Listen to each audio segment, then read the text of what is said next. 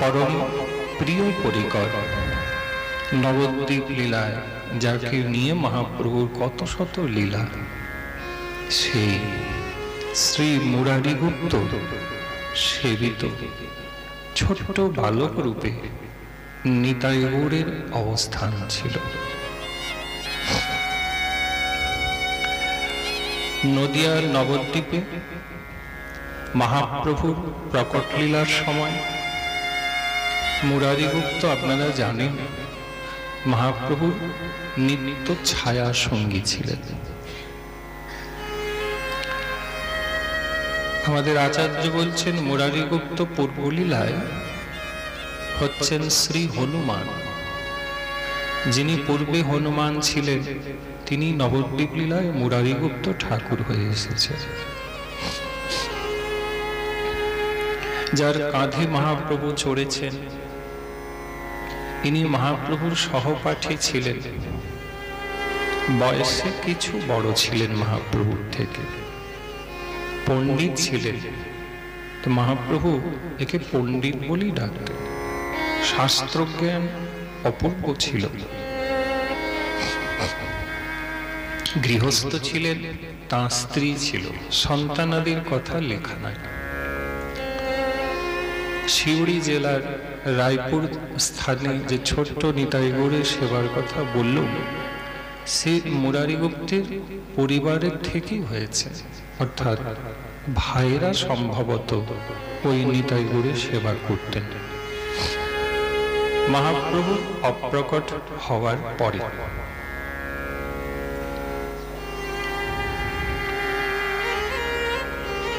শ্রী চৈতন্য ভাগবত খুললে আমাদের শ্রী বৃন্দাবন দাস ঠাকুর গোস্বামী পাদ প্রথমেই মঙ্গলাচরণ করেছেন। গ্রন্থের আরম্ভে মঙ্গলাচরণ করতে হয়। সেই মঙ্গলাচরণে যে সংস্কৃত শ্লোকগুলি বৃন্দাবন দাস ঠাকুর গোসাইজি লিখেছেন, সেগুলি কিন্তু মুরারি গুপ্ত ঠাকুরেরই লেখা।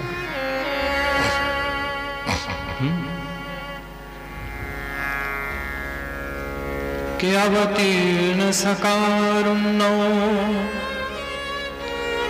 পরিচ্ছিন্ন সদেশ্বর বন্দে শ্রীকৃষ্ণ চৈতন্য নিত্যানন্দ দো ভ্রাতরো ভজে। কলিযুগে দুই ভাই সূর্য চন্দ্র রূপে নবদ্বীপ মণ্ডলে উদিত হয়েছেন। কেন? সকলকে প্রেম ভক্তি দিতে অবতীর্ণ হয়েছে। এটি মুরারি গুপ্ত ঠাকুরের লেখা।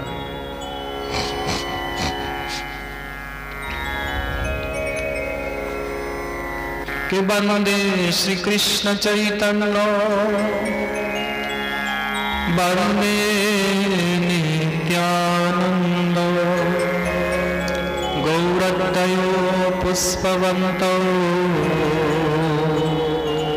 চিত্র সন্দ তম।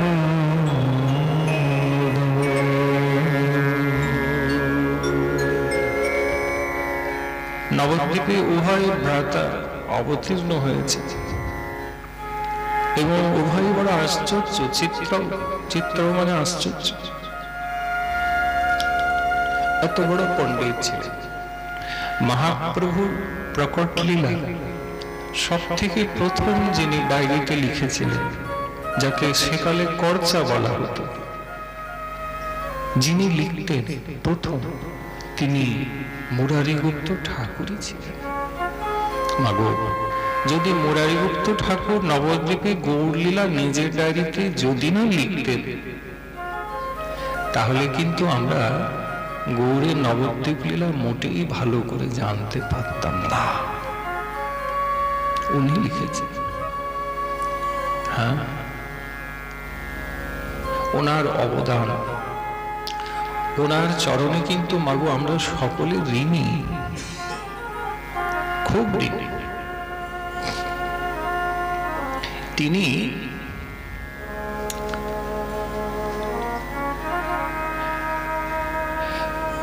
এই ঠাকুরের সেবা করতেন।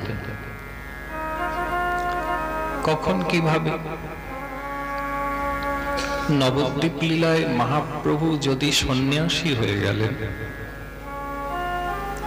24 বছর মহাপ্রভুর গৃহস্থ লীলা আর 24 বছর সন্ন্যাসী হয়ে তিনি লীলা আদি করেছেন।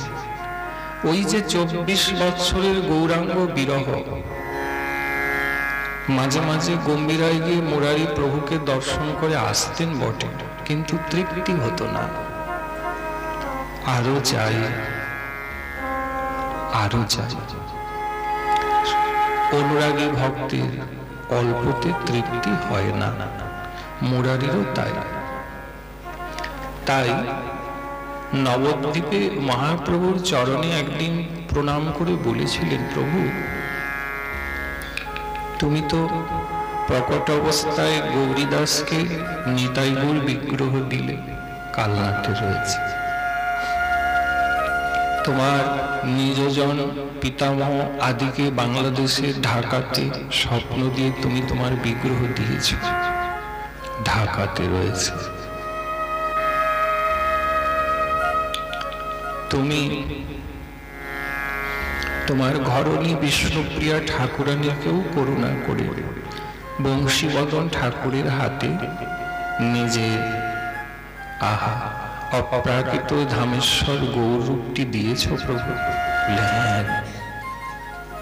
হ্যাঁ দিয়েছি। তারপর প্রভু তুমি তো আবার কাশীশ্বর পণ্ডিতকে যবে বৃন্দাবনে পাঠালে, তোমার রূপ গোবিন্দজিকে প্রকট করেছেন ব্রজে বলে কথা। কাশীশ্বর যাবে না তোমাকে ছেড়ে, তখন তুমি তাকেও তোমার বিগ্রহ দিলে? বলে হ্যাঁ দিয়েছি, কিন্তু মুরারি আমি কাকে কি দিয়েছি এইসব কথা তুমি কেন বলছো? প্রভু সবাইকে তো দিলে, আমাকে তো দিলে না। আমি তো তোমার কাছে রয়েছি মুরারি, তোমার হৃদয়ে আমি তো রয়েছি। কারণ আপনারা জানেন মা, রামচন্দ্র লীলায় শ্রী হনুমানজি ভগবানের বিগ্রহ করে সেবা করতেন না, আজও করেন না। হনুমানজি চিরজীবী, চারিযুগে হনুমানজি রয়েছে। হনুমানের বিগ্রহ কোথায় আছে? তিনি নিজেই নিজের হৃদয়কে চিরে দেখিয়েছিলেন যে আহা আমার ইষ্ট প্রভু রামচন্দ্র এবং জনক নন্দিনী ভগবতী সীতা মাইয়া আমার হৃদয় স্থানে আলোয় আলোকিত করে রয়েছে। তুমি তো সেই মুরারি, কাজেই তোমার হৃদয়ে তো আমি রয়েছি, আবার আলাদা করে বিগ্রহ বলে না প্রভু। হৃদয়ে তুমি আছো, সে তোমার কৃপা, কিন্তু আমি তোমার সেই অপ্রাকৃত বিগ্রহ সেবাও করতে চাই, আমাকে তুমি অনুগ্রহ করো। এই অধম দাস মুরারিকে তুমি কৃপা করো। এখন ভক্তের কাছে ভগবানের সব দিনই পরাজয় হয়ে যায়। হ্যাঁ, এই জায়গায় শাস্ত্রকার বলেন শ্রীমন মহাপ্রভু আমার ভক্তের কাছে হেরে গেলেই সুখী হন। পুত্র এবং পিতা যদি ঘরে খেলাধুলা করছে, তাহলে পিতা পুত্রের কাছে হেরে গেলেই আনন্দ পান, হেরেও যান। এই প্রকার আমাদের ভগবান মহাপ্রভু ভক্তের কাছে চিরঋণী রয়েছেন এবং পরাভব স্বীকার করেই নেন, করলেন। বললেন বেশ মুরারি, তোমার হার্দকে আমি বুঝেছি, তুমি আমাকে সঙ্গে লয়ে শ্রীপাদ মানে নিত্যানন্দ প্রভু উভয়ের বিগ্রহ স্থাপন করে সেবাদি করে। খুব ছোট্ট ছোট্ট নিতাই গৌর, এই সেই নিতাই গৌরকে লয়ে তিনি নবদ্বীপে মহাপ্রভুর বিরহে থাকতেন এবং সেবাদি করতেন।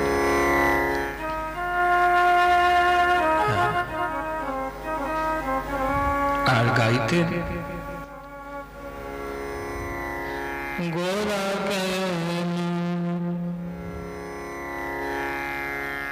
গোরা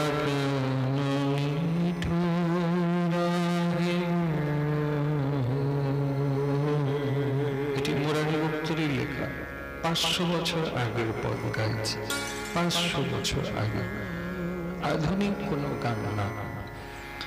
গোরা কেন নিঠুরাহিম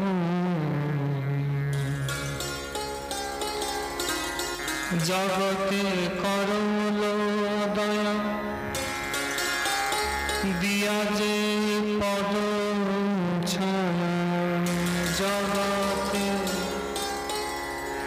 করল দয়া, দিয়া যে পদ ছায়া,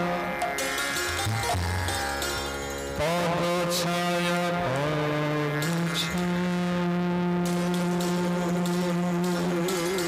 পদ ছায়া, পদ ছায়া, জগতে করল দয়া, দিয়া যে পদ ছায়া, জগতে করল দয়া, দিয়া যে পদ ছায়া, বঞ্চলয়ে অভাগার কাহে, বঞ্চলয়ে অভাগার কাহে, গোরা কেন, গোরা কেন, গোরা কেন, গোরা কেন নিঠুর রায় মোহে, গোরা কেন নিঠুর রায় মোহে, গোরা কেন নিঠুর রায়, গোরা কেন নিষ্ঠুর হয়ে গেল, নিঠুর এমন নিষ্ঠুর।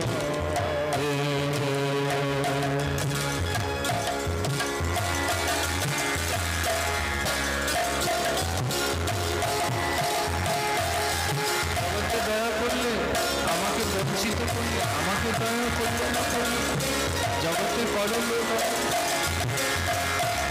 বঞ্চনার অভাব। এই ঠাকুরের কাছে গাইছে, এই ঠাকুর।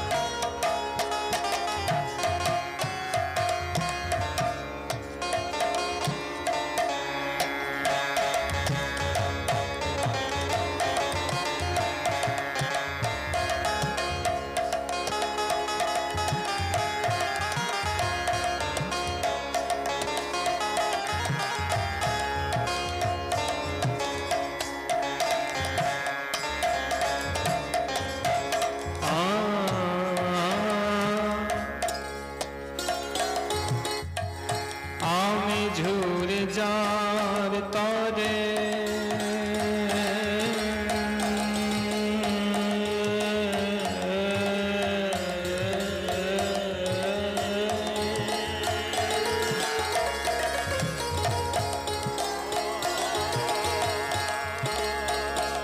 আমি ঝুরে যার তরে,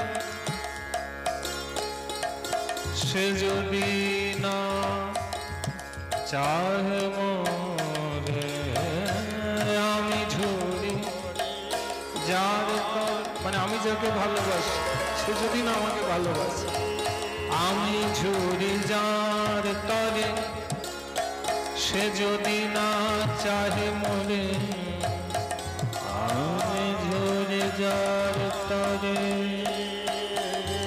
তরে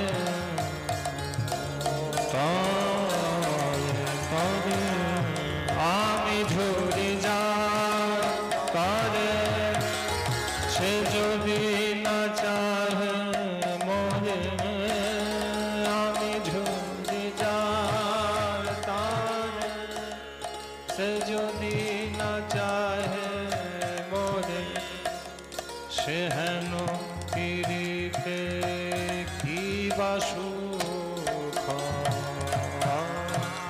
সে হেন পিরিতে কি বা সুখ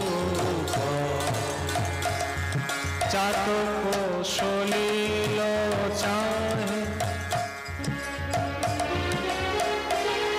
চাতক সলিল চাহে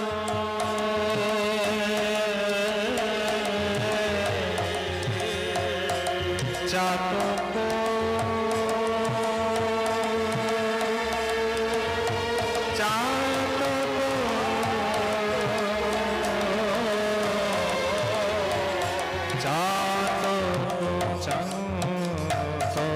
চাতক সলিল চাহে বড় চোখে পিলে তাহে চাতক সলিল চাহে বড় চোখে পিলে তাহে পাটে কি না পাটে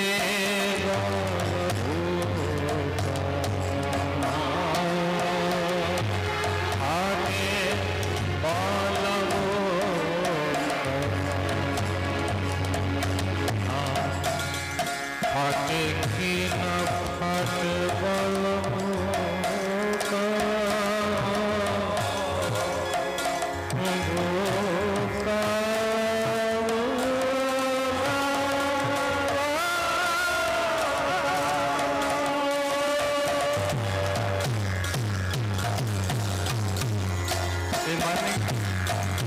মানে কি মানেটা একটু শুনতে থাকুন। উনি বলে আমি ঝুরি যার তরে সে যদি না চাহে মরে। মহাপ্রভুকে বলছেন আমি যাকে গৌরকে ভালোবাসি সেই গৌর যদি আমাকে না ভালোবাসে তাহলে সে হেন পীড়িতে কিবা সুখ প্রশ্ন করছে। এরকম ভালোবাসায় কি কোনো সুখ আছে? নেই। তারপর দৃষ্টান্ত দিচ্ছে চাতক সলিল চাহে বরজ খেপিলে তাহে। বলো প্রভু ফাটে কিনা ফাটে বলো বুক। চাতক পাখি হাঁ করে আছে, ও তো বর্ষার জল পান করে। আকাশে মেঘ গুড় গুড় করে ডাকছে। চাতক পাখি ভাবলো এই বুঝি একটু আমার খাদ্য বর্ষার জল আমি পাবো। হাঁ করেছে, আশায় বৃষ্টি হবে, কিন্তু খুব মেঘ ডাকলো, গুড় গুড় গুড় গুড় খুব হলো, বৃষ্টি হলো না। চাতক সলিল চাহে বরজ খেপিলে তাহে। শুধু বিদ্যুতের ঝলকানি আর গুড় গুড়ের শব্দধ্বনি দিয়ে একটু জল দিলে না, কৃপা দিলে না, করুণা দিলে না। বললেন বলো প্রভু ফাটে কিনা ফাটে বলো বুক। বুকটা ফেটে যায়। আমার ভাগ্যে নিতাই গৌরী করুণা হলো না। আমি গৌর নিতাই করুণা পেলাম না, তাই আক্ষেপ করছে। এই লীলা করছেন মুরারি গুপ্ত ঠাকুর এই ঠাকুরের কাছে। চাতক সলিল চাহে বরজ খেপিলে তাহে। ফাটে কিনা ফাটে বলো। চাতক সলিল চাহে বরজ খেপিলে তাহে। ফাটে কিনা ফাটে বলো। চাতক সলিল চাহে বরজ খেপিলে তাহে। ফাটে কিনা ফাটে বলো।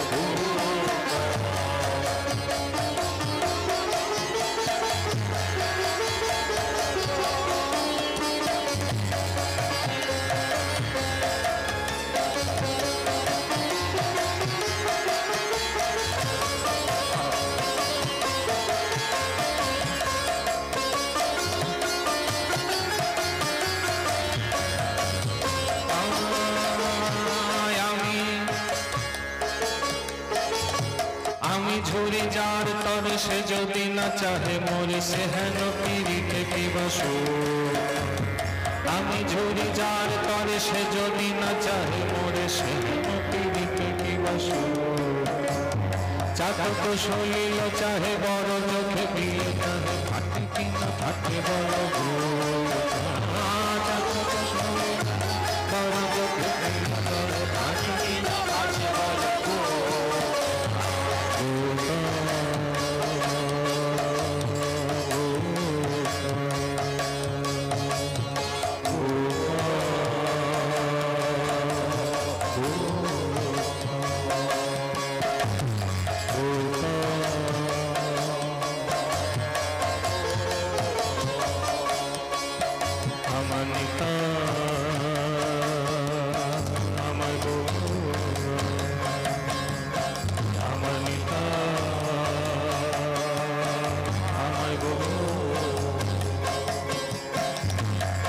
মুরারি গোপতে কহে প্রীতি সহজ নহে বিশেষ গৌরাঙ্গ প্রেমের জ্বালা মুরারি গোপতে কহে প্রীতি সহজ নহে বিশেষ গৌরাঙ্গ প্রেমের জ্বালা মুরারি গোপতে কহে মুরারি মুরারি মুরারি পদ মুরারি গোপতে কহে মুরারি গোপতে কহে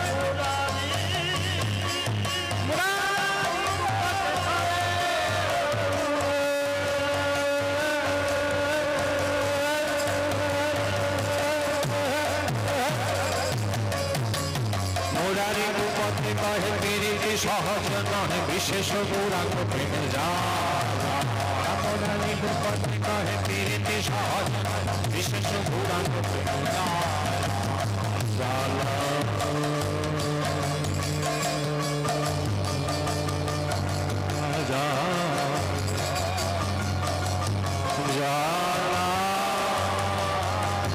গৌর প্রেমের জ্বালা গৌরকে ভালোবাসিয়ে গৌর বিরহ দেয় সেই বিরহের জ্বালা জ্বালা জ্বালা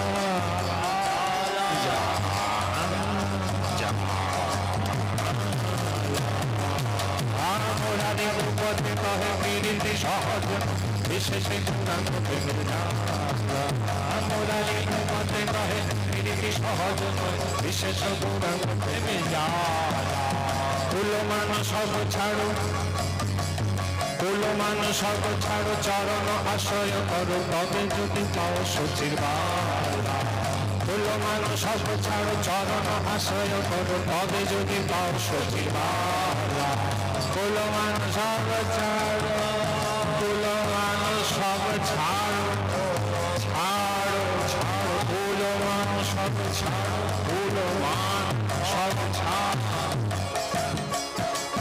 চরণ আশ্রয় করো চরণ আশ্রয় করো আমার নিতাই গৌর চরণ আশ্রয় করো করো হে করো হে করো হে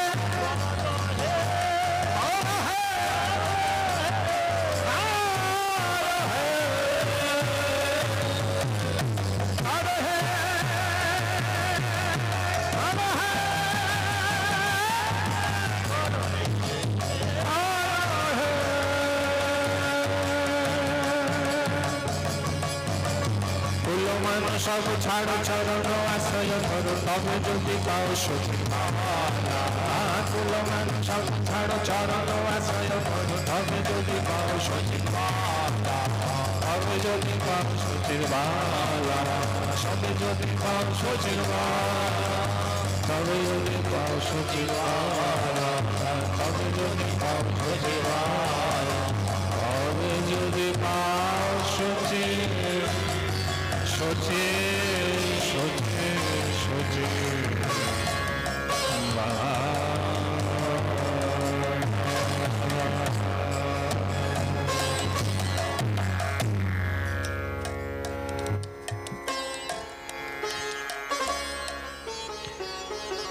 কত সুন্দর কথা বলে উনি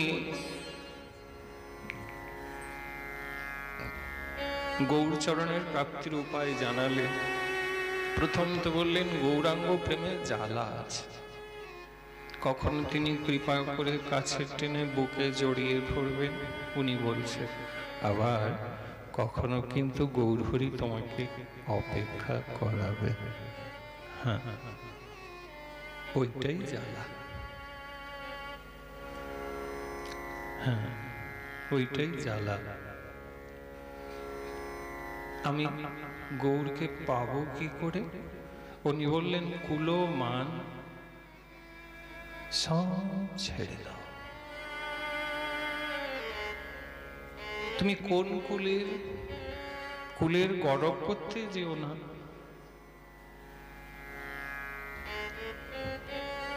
মানের কথা বলতে যেও না সব ছেড়ে দাও সব ছাড়ো আর বলে ওই চরণ আশ্রয় করো ওই চরণে পড়ে যাও, প্রপন্ন হয়ে যাও। হাতে তো আর আমাদের কারোরই বেশি সময় নেই বাবা। কি ভাবছেন আপনি? ভজবেন? হবে না, ভোজন, তাহলেই হবে। এই মাটিতে মহাপ্রভুর প্রেম আছে।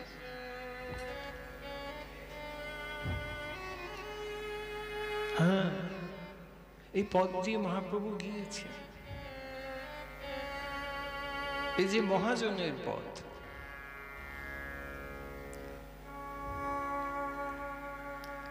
সব ছেড়ে গৌরচরণ আশ্রয় করো, আশ্রয় করো। তোমার হাতে আর সময় নেই। তুমি আর বেশি কিছু ভাবতে যেও না। তুমি জানো না তোমার শিয়রের সমন দাঁড়িয়ে আছে। সত্যি হাতে সময় নেই। তুমি কায়ে মন বাক্যে গৌরাঙ্গ চরণে আশ্রয় নিয়ে নাও, তবে যদি পাও সচির পালা, তবে যদি, তাহলে হয়তো পেলেও তাকে পেতে পারো।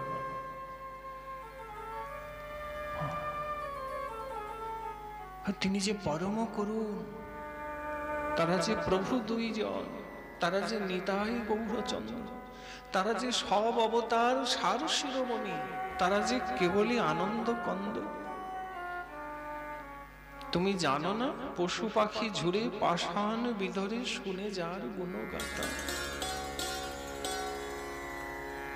যার কথা শুনে পশু পাখি ঝুরে মানে অশ্রু ফেলে, কাঁদে।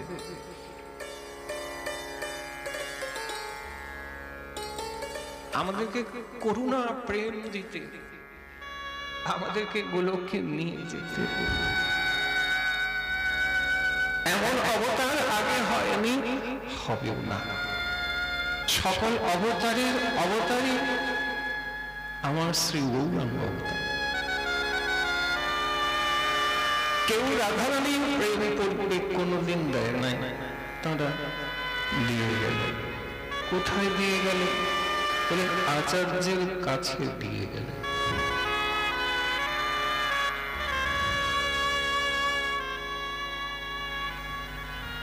এবারে গৌর রসনদী কাদম্বিনী হয়ে ডুবাইল গৌরদেশের প্রেমবৃষ্টি দিয়ে। নিত্যানন্দ রায় তাহে মারুত সহায়, যাহা নাহি প্রেম বৃষ্টি তাহা লয়ে যায়। হুড় হুড় শব্দে আইলা শ্রী অদ্বৈত চন্দ্র, জল রসধারা তাহে রায় রামানন্দ। 64 মহন্ত আইলা মেঘে শোভা করি, শ্রীরূপ সনাতন হন মেঘের বিজুড়ি।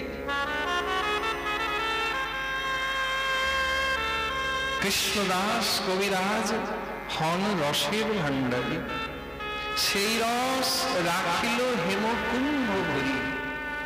সেই রস কোন রস?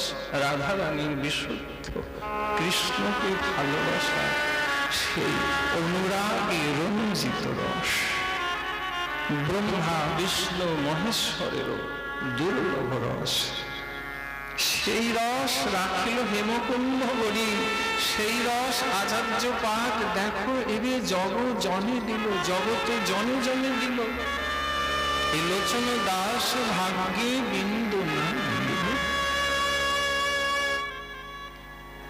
মহাপ্রভু সব দিয়ে গেছে, আচার্যের কাছে আছে। শরণাগতি রাখতে হবে। আমার দাদু প্রভু বলছে কেবল শরণাগতি ছাড়া আর তোমার কিচ্ছু করার নেই।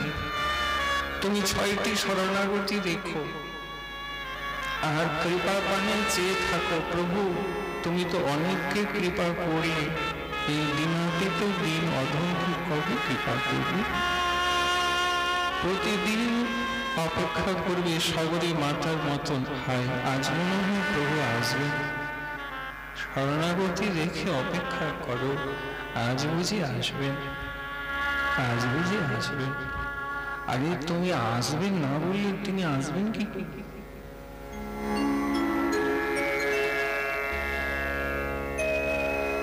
একদিন তিনি চলেই আসবেন। তাই ইনি হচ্ছেন মুরারিগুপ্ত ঠাকুর।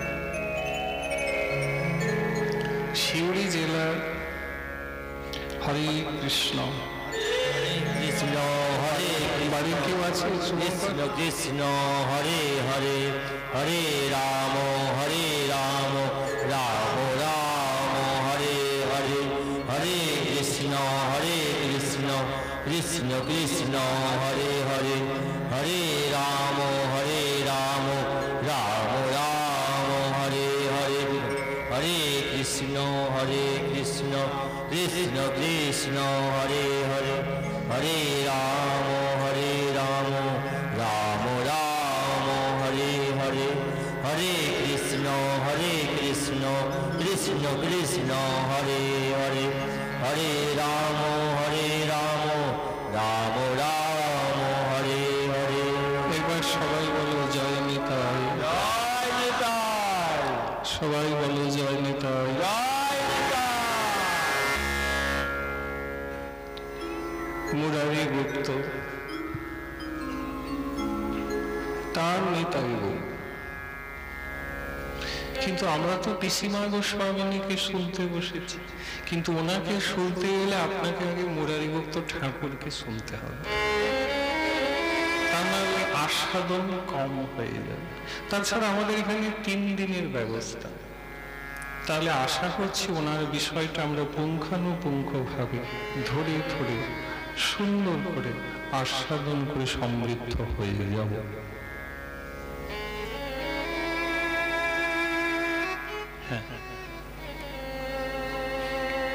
তো সিউড়িতে এই ওনার পরিবার, উনি অপ্রকট হবার পর ওনার এই ঠাকুর নিয়ে চলে যান। পরিবার ওই সিউড়িতে রায়পুর গ্রামে এই নিতাই গৌড়ে সেবা করতেন। কয়েক পুরুষ গ্রামে এনার সেবা দিয়ে করলেন। এমন এক সময় এলো যখন পরিবারে আর সেবক বলতে কেউ নাই। তারপর এলো বাবা জবনদের উৎপাত, জবনদের আক্রমণ, হিংসা এবং হানাহানি। যারা গ্রামবাসী ছিলেন তারা যখন জানলেন আমাদের গ্রামে আক্রমণ হতে চলেছে, আমরা না হয় পালিয়ে যাব, অন্যত্র চলে যাব, কিন্তু ঠাকুরের কি হবে? তারা তখন একটি উঁচু টিলা, মাটির স্তূপ, তার তলাটে এই নিতাই গৌরকে মাটি চাপা দিয়ে চোখের জলে বুক ভাসিয়ে তারা গ্রাম ছেড়ে চলে গেলেন। জগন্না এলেন, গ্রামকে ধ্বংস করলেন, ঠাকুর কিন্তু মাটির তলাতে চাপা হয়ে থেকে গেল। এই অনেক বছরের প্রকারে চাপা ছিল। কেউ আর ঠাকুরের কথাও জানে না, সবাই সব কেমন করে মাগো ভুলে গিয়েছে। কিন্তু ওখানে একটি রাখাল বালক গরু চড়াতে আসত। অনেকগুলি গরু বাছুর নিয়ে রাখাল বালকটি আসত। একদিন ওই রাখাল বালকটি উপলব্ধি করলো সত্য ঘটনা, এই কলিযুগে হয়েছে। কি দেখছে? তার সবচাইতে প্রিয় একটি গোমাতা, ওই যেখানে উঁচু করে মাটিটি করা রয়েছে সেখানে যায়, আর তার বাট থেকে স্বতঃস্ফূর্ত ভাবে দুগ্ধ ক্ষীরের মতন, ঝর্ণার মতন ঝরে ঝরে ওই মাটির উপরে এসে পড়ে। রাখাল বালকটি অবাক হয়ে গেল, যেখানে তো কোনো বাছুর নেই, তাহলে গোমাতাই প্রকার নিজেই দুগ্ধ দান করছে, কিন্তু কাকে? সেই রাখাল বালককে নিতাই গৌর সেদিনে কৃপা করেছে। ও বাড়ি যায়, রাত্রে ঘুমিয়ে পড়ে।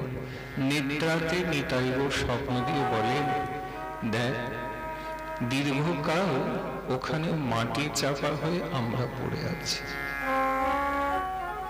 এখন আমাদের সেবা আরম্ভ হবার সূচনা হয়েছে, আমরা ওই দুগ্ধ পান করেই রয়েছি। কাজেই আগামীকাল প্রত্যুষে কিছু গ্রামবাসীকে লয়ে মাটি অল্প খনন করলে আমাদের সাক্ষাৎ বিগ্রহকে প্রাপ্ত হবে, লাভ করবে।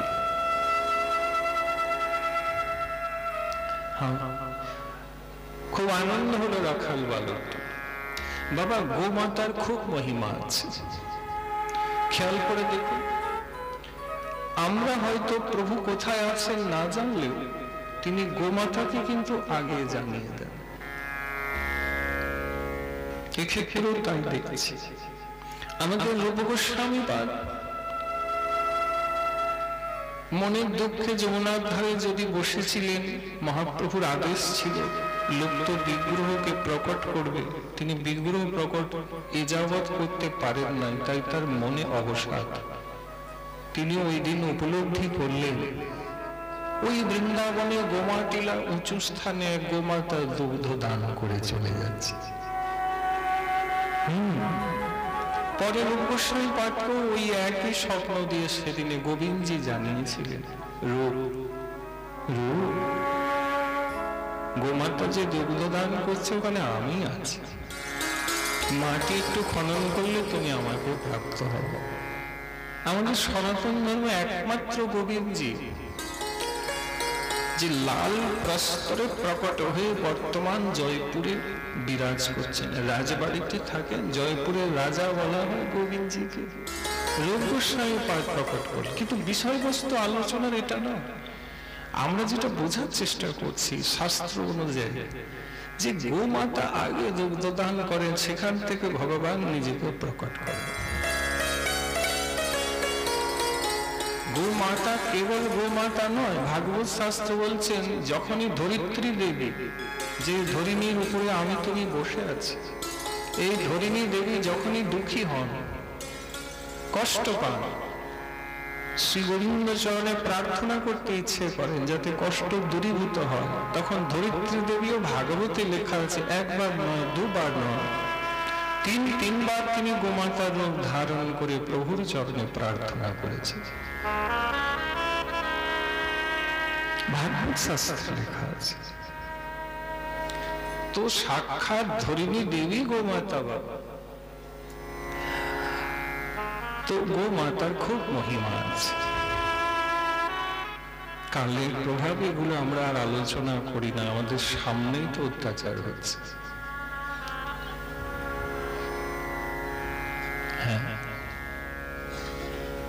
যে বাড়িতে গোমাতা থাকে সেখানে আদি ব্যাধি ওই প্রকারে হয় না, ভূত পিশাচ দৈত্যের অবস্থান হয় না, অমঙ্গল বলতে তেমনই কিছুই থাকে না, সর্বমঙ্গল ওখানে অবস্থান করে। ঘরে লক্ষ্মী সরস্বতীর বাস হয়, ঘর মন্দির হয়, ঘরে সকল সমৃদ্ধি দেখতে পাওয়া যায়। রাখাল বালকটি গ্রামে এলেন, গ্রামবাসীকে বললেন মাটি খনন করার প্রভুর আদেশ হয়েছে। যেই মাটি অল্প বিস্তর খনন করা হলো,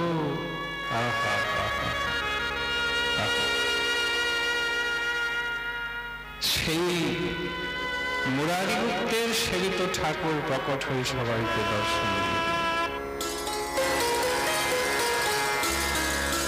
গ্রামবাসীর একটু ধুলো যখন ঝাড়লেন, নিতাই গৌড়ের চরণ পাদতসে একটি লেখনী লেখা ছিল। ভালো করে যখন মাটিটা একটু সরিয়ে লেখাটা পড়লেন সকল গ্রামবাসী, লেখা ছিল শ্রী শ্রী মুরারি গুপ্ত ঠাকুর সেবিত নিতাই গৌর সুন্দর।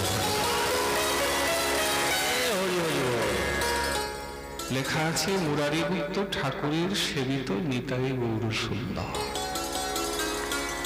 গ্রামবাসী জানতে পারলেন, ও এ তো মুরারি গুপ্ত ঠাকুরের সেবিত।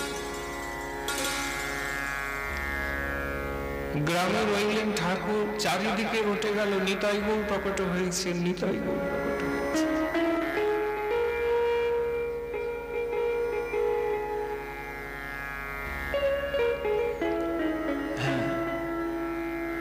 যে পিসিমা গোস্বামিনীকে আমরা আস্বাদন করছি, উপবেশন করেছি, তিনি ইংরেজি সাল যদি বলি 1800 সালে প্রকট হয়েছে। 1800 রাধেশ্যাম 1906 সালে ইংরেজি সাল তিনি অপ্রকট হয়েছে। তিনি 106 বছর এই ভারত ভূমিতে ছিলেন এবং তার ওই প্রকট হবার কিছু পরে এই ঠাকুর কিন্তু সিউড়িতে প্রকট হয়েছে। রাধা রানী কি জয়। হ্যাঁ, তো সিউড়িতে ঠাকুর প্রকট হয়ে গেলে খুব সুন্দর সেবার আরম্ভ হয়েছে, কিন্তু সেবকের অভাব। কারণ ঠাকুর সেবা কেমন করে করতে হয় সেটা গুরুদেব না এলে তো জানা যায় না। আচার্য জানিয়ে দিল। তো নিতাই গৌর তখন প্রকট হয়েছেন এবং তিনি স্বপ্নাদেশ করলেন। তৎকালের প্রসিদ্ধ ভজনানন্দী মহাত্মা ছিলেন, যার নাম ছিল শ্রী শ্রী বলরাম দাস। কি নাম ছিল? শ্রী শ্রী বলরাম দাস আচার্য ভজনানন্দ। তিনি ওই সময় তীর্থ পাঠ পর্যটনে বেরিয়েছিলেন। সকল তীর্থ পর্যটন করতে করতে নিতাই গৌর স্বপ্নাদেশ দিলেন যে তোকে আর তীর্থ করতে হবে না, তুই এই রায়পুর গ্রামে আয়, তুই আমাদের সেবা করবি। আমাদের সেবকের অভাব, গ্রামবাসী জানে না কেমন করে সেবা করতে হয়, শীঘ্রই আয়। প্রভু স্বপ্নাদেশ পেয়ে শ্রী বলরাম দাসজি মহাশয় শীঘ্রাতীত শীঘ্র শিউড়ির সেই গ্রামে এসে উপস্থিত হয়ে নিতাই গৌরকে দর্শন করে আপ্লুত হয়ে গেল। সাক্ষাৎ দণ্ডবোধ দিলেন, অশ্রু ফেললেন, প্রণাম প্রদক্ষিণ করলেন। বিশ্বাস করতে পারছেন না যে এই নিতাই গৌর স্বপ্নাদেশ দিয়ে তাকে টেনে নিয়েছে। এই যারা বলে নিতাই গৌর কিভাবে সেবা করে, তারা কি বা করেছেন, এই দেখুন কেমন করে কৃপা করছে, কিভাবে করুণা করে কাছে টেনে নিয়েছে। আমি যদি পাত্র ভালো না হই তাহলে কৃপা হবে কি করে? কৃপা সর্বত্র রয়েছে, আমি উপযুক্ত পাত্র হতে পারি। খুব আনন্দ হয়ে গেল। শ্রী বলরাম দাসজি নিতাই গৌরের সেবা করছেন, আর এদিকে নবদ্বীপ নদিয়া মন্ডলে একটি গ্রাম ছিল, আজও রয়েছে, যে গ্রামের নাম হচ্ছে উলা গ্রাম। নদিয়া মন্ডলের অন্তর্ভুক্ত উলা গ্রাম। আপনি যদি নদিয়াতে বীরনগর যাবেন তো বীরনগরে গেলে উলা গ্রাম এসে উপস্থিত হয়। আজও ওখানে জমিদারি রয়েছে। প্রাতঃস্মরণীয় আচার্য মুকুটমণি ভাগবত পরমহংস শ্রী শ্রী ভক্তিবিনোদ ঠাকুরের প্রাকট্য স্থলী হচ্ছেন বীরনগর উলা গ্রাম। আপনি জানেন কি, এরাও তো এসেছে, আপনারাও সবাই শুনছে যে 3 দিন পিসিমা গোস্বামিনীকে আমরা আস্বাদন করতে এসেছি। চমকে দেওয়ার মতন প্রথম তথ্য রইল এই যে তিনি নদিয়া মন্ডলে বীরনগরে উলা গ্রামে জমিদার বাড়িতে প্রকট হয়েছিলেন।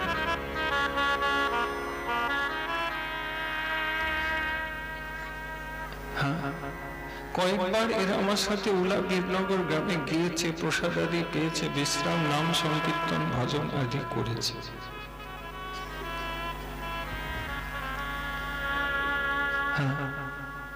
যে ঠাকুর আপনি দর্শন করছেন নিতাই গৌর, এরা বৃন্দাবনে গিয়ে ঠাকুর কেউ দর্শন করেছে, একবার নয় বেশ কয়েকবার করেছে। আপনারাও হয়তো করেছেন করেননি তো করে নেবেন। মা সাধু সঙ্গে ব্রজে যাবেন, তাহলে ব্রজের আনাচে কানাচে গলি গলিতে সাধু তোমাকে নিয়ে গিয়ে মন্দিরের দরজা খুলে তোমাকে দর্শন করে মহিমা জানিয়ে দিবে। নইলে তুমি ওই পথ দিয়ে বেরিয়ে যাবে, ডান দিক বাঁ দিকে কি আছে বুঝতে পারবে না, কথঞ্চিত তোমার সাহসও হয়তো হবে না যে দরজা খুলে ভিতরে যায়, যাই হোক বঞ্চিতই হবে। কাজে সাধুর সঙ্গে ব্রজে যাওয়ার চেষ্টা করবে। কেমন সাধু না, যিনি রাধারানী দাসিত্বের অভিমান রেখেছেন এমন সাধুর সঙ্গে, যিনি ভজন করেন আমার মতো নাটক করেন না ওই প্রকার সাধুর সাথে যাবে, যিনি সত্যিকারের সাধনায় যুক্ত রয়েছে, যিনি সাধক নন, যিনি সিদ্ধ পুরুষ, তার সাথে ব্রজে যাবে, তিনি তোমাকে এগুলো জানিয়ে দিবে, তবেই তো ব্রজে গিয়ে লাভ।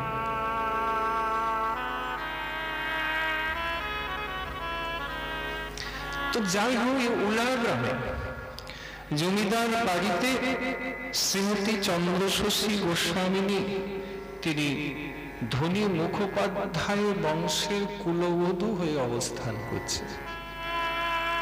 জমিদার ছিলেন, মুখোপাধ্যায় পদবী, অত্যন্ত ধনী। এই বাড়িতে বিবাহিত বধূ হিসাবে অবস্থান করছেন যিনি, তিনি ছিলেন শ্রীমতী চন্দ্রশশী গোস্বামী। এই যিনি চন্দ্রশশী গোস্বামিনী, ইনি শুধু ভক্তমণ্ডলী, পরে আমরা আস্বাদন করব, ইনি পিসিমা গোস্বামিনী হয়ে যাবেন। অদ্ভুত নয় কি? আমরা ছিলাম সিউড়িতে, রায়পুরে বোধহয়, তাই না? হঠাৎ করে কেমন যেন রায়পুর থেকে নদিয়ায় উলায় চলে এলাম। এবার তো আসতেই হবে, উপায় নেই।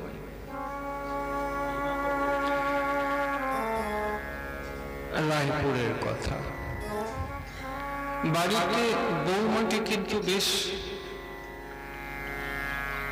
সাবলীল কাজকর্ম, জমিদারি দেখতেও তার কোনো অসুবিধা নেই, খুব স্বাচ্ছন্দ্য, ভক্তিমতী, ধর্মপথে বিশ্বাসী, গুরুজনকে খুব শ্রদ্ধা করতেন।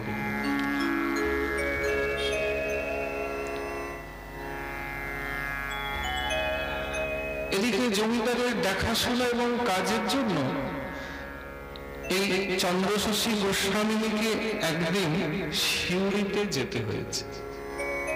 প্রভুর ইচ্ছা, সিউড়ি, যেটুকু আমরা জানি সিউড়ির আচার খুব ভালো হয়, প্রেম সে বলি, রাধারানী কি জয়। আরো অনেক কিছু হয়তো হবে, আমি এটুকুনি জানি আচার খুব ভালো হয় সিউড়ি।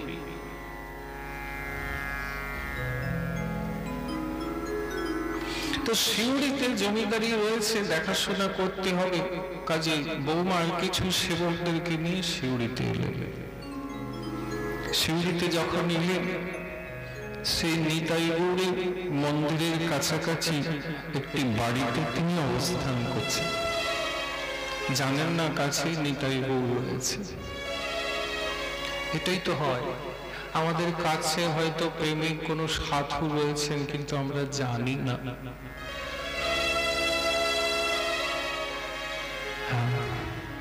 হয়তো পাশ দিয়ে গঙ্গা বয়ে গেলে ভাগবত শাস্ত্র বলেন সে কিন্তু গঙ্গার দাম পাবে না। সেই গঙ্গা যদি প্রয়াগে হয় তাহলে লোক মারামারি করে ছুটে যাবে, বলে এই তো গঙ্গা, এখানে ভালো করে স্নান করতে হবে। কারণ কাছের গঙ্গা শ্রদ্ধার দামটা কিন্তু পায় না, দূরের গঙ্গা হলে শ্রদ্ধার দাম পাবে।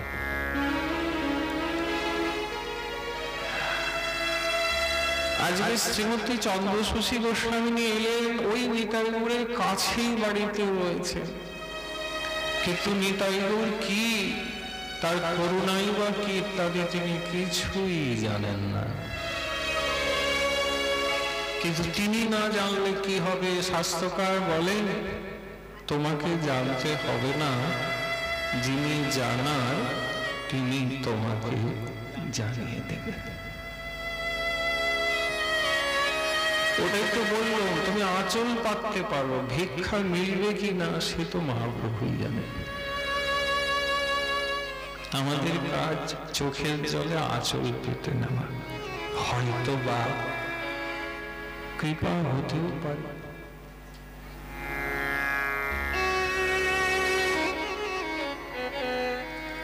রইলেন। যখন রয়েছে নিতাই গৌরের কাছাকাছি, একদিন সেবক বললেন, আগে একটা নিবেদন করব, কাছে খুব সুন্দর নিতাই গৌরের দর্শন আছে, আপনি যাবেন?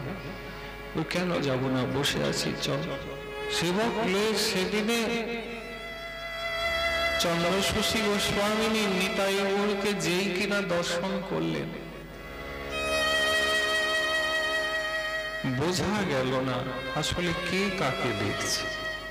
মানে ভক্ত ভগবানকে দেখছেন নাকি ভগবান ভক্তকে দেখছে। তবে আচার্যপাদ টিকা করলেন, বললেন চন্দ্রশশী গৌর দেখছেন বলা যাবে না, নিতাই গৌরী যেন আর চন্দ্রশশীর দিকে তাকিয়ে আছে। শাস্ত্রকার বলছেন এনার তখন বয়স শুনলে তুমি চমকে যাবে, বয়স মাত্র 20 বছর, রূপবতী গুণবতী, মাথায় কাপড় আছে, গায়ে অলংকার আছে, জমিদারি বাড়ির মেয়ে বলে কথা নয়। দুদিকে সেবক দাঁড়িয়ে আছে। তারপর তিনি দেখলেন, আর কখন যে তার চোখের কোণ ভিজে দুফোঁটা জল তার হাতে এসে পড়েছে সে বুঝতে পারেনি। এখানে আচার্যপাদ টিকা করলে বলে জল পড়ল, বললে আগেই নিতাই গৌরের চরণে অনুরাগ ছিল, তাই চোখের জল এমনি পড়েছে। কারণ হঠাৎ করে এসেছে, কিছু নিয়ে আসে নাই, তাই দুফোঁটা চোখের জল নিতাই গৌরের চরণে নিবেদন করতে।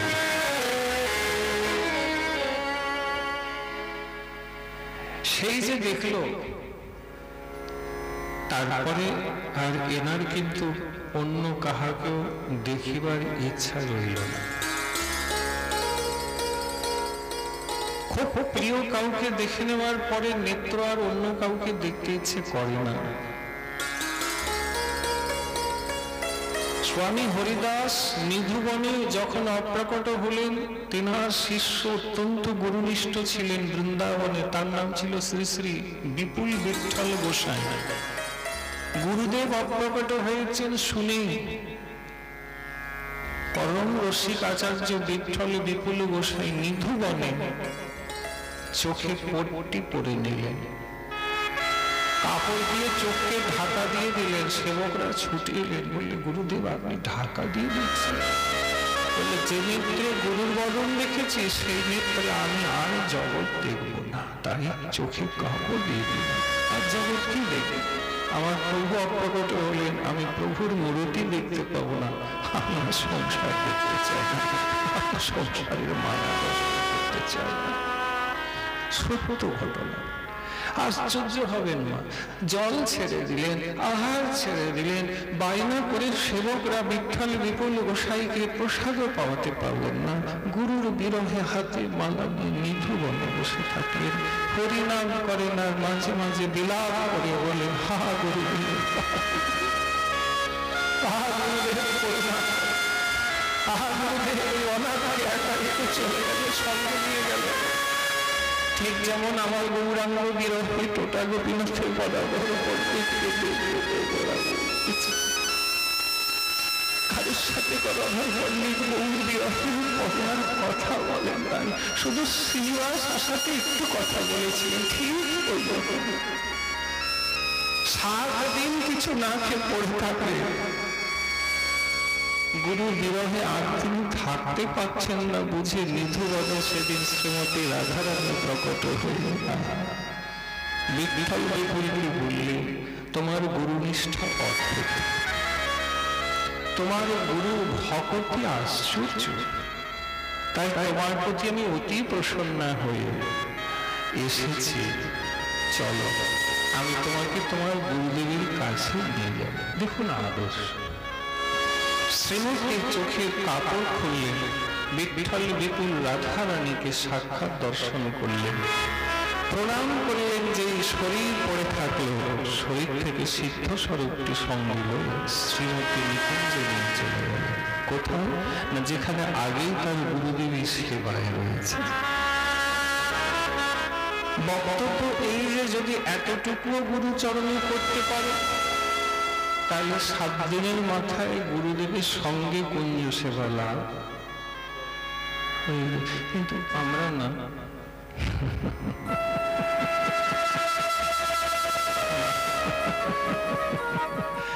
পারি না। কেন পারি না? নিষ্ঠা নাই, শ্রদ্ধা নাই, আর বড় কথা চাওন না, মনে খুব গোলমাল আছে। আর মনে করি আমি মনে যেগুলো ভাবছি সেটা আমার আচার্য বুঝতে পারছেন না। আপনি ভুল করছে। আপনার মনে উঠে যাওয়া সাধারণ তরঙ্গটিও গুরুদেব বুঝতে পারেন। তবে হ্যাঁ, তিনি কিছু বলেন না, কারণ সরল হতে হবে।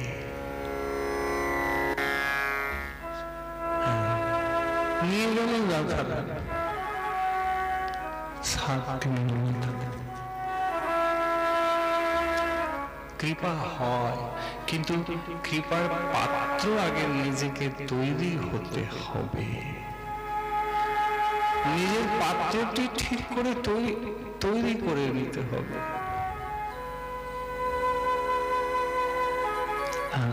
কৃপা হয়,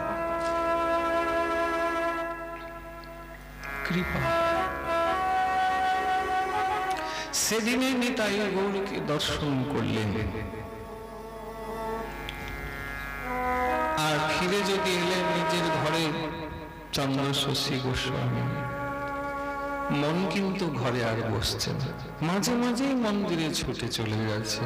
শিউরিতে এসেছেন জমিদারের দেখাশোনা করতে, কাজকর্ম সে তিনি ভুলে গিয়েছেন। সেবককে বলছেন, তোরা ওই দেখ, আমি বরঞ্চ নিতাই গৌরকে দর্শন করি।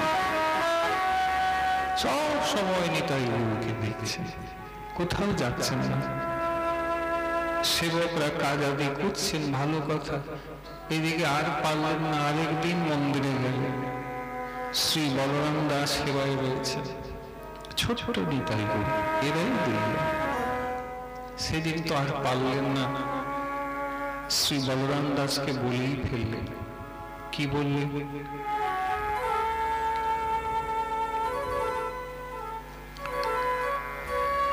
বলবেন আর কি? দর্শন করে সেদিনে আসলে যখন রাত্রে নিজের ঘরে শুয়েছিলেন, ঘুমন্ত অবস্থাতে চন্দ্রশশী গোস্বামিনীকে নিতাই গৌর দর্শন দিয়ে কথা বললেন। আর বললেন, প্রথমেই বলছেন মা, মা, ও মা, মা, মা গো, তুমি এসেছো, তোমার হাতে না আমরা 2 ভাই একটু পরমান্ন সেবা গ্রহণ করতে চাই। তুমি আমাদেরকে একটু পরমান্ন সেবায় দেবে, ক্ষীর সেবায় দেবে, দাও না ও মা, ও মা। এই বলে অন্তরিত 2 ভাই হয়ে গেল। ধরধর করে বিছানায় উঠলেন, চোখ ঘষে দেখছেন, কি দেখলাম, কি শুনলাম, কই, কোথায় তারা? কাউকে খুঁজে পেলেন না। ওদিকে ভোর মঙ্গলা, বলরাম দাস যে আরতি করছেন ভোরবেলা, মঙ্গল আরতি শ্রী গৌর কিশোর, মঙ্গল নিত্যানন্দ জোর হি জোর, নিতাই গৌরাঙ্গ, নিতাই গৌরাঙ্গ, নিতাই গৌরাঙ্গ। গাদা ভরে গাওয়া হয়, উনি গাইছে মঙ্গল আরতি শ্রী গৌর কিশোর, মঙ্গল নিত্যানন্দ জোর হি জোর, নিতাই গৌরাঙ্গ, নিতাই গৌরাঙ্গ। গাইব না? নিতাই গৌরাঙ্গ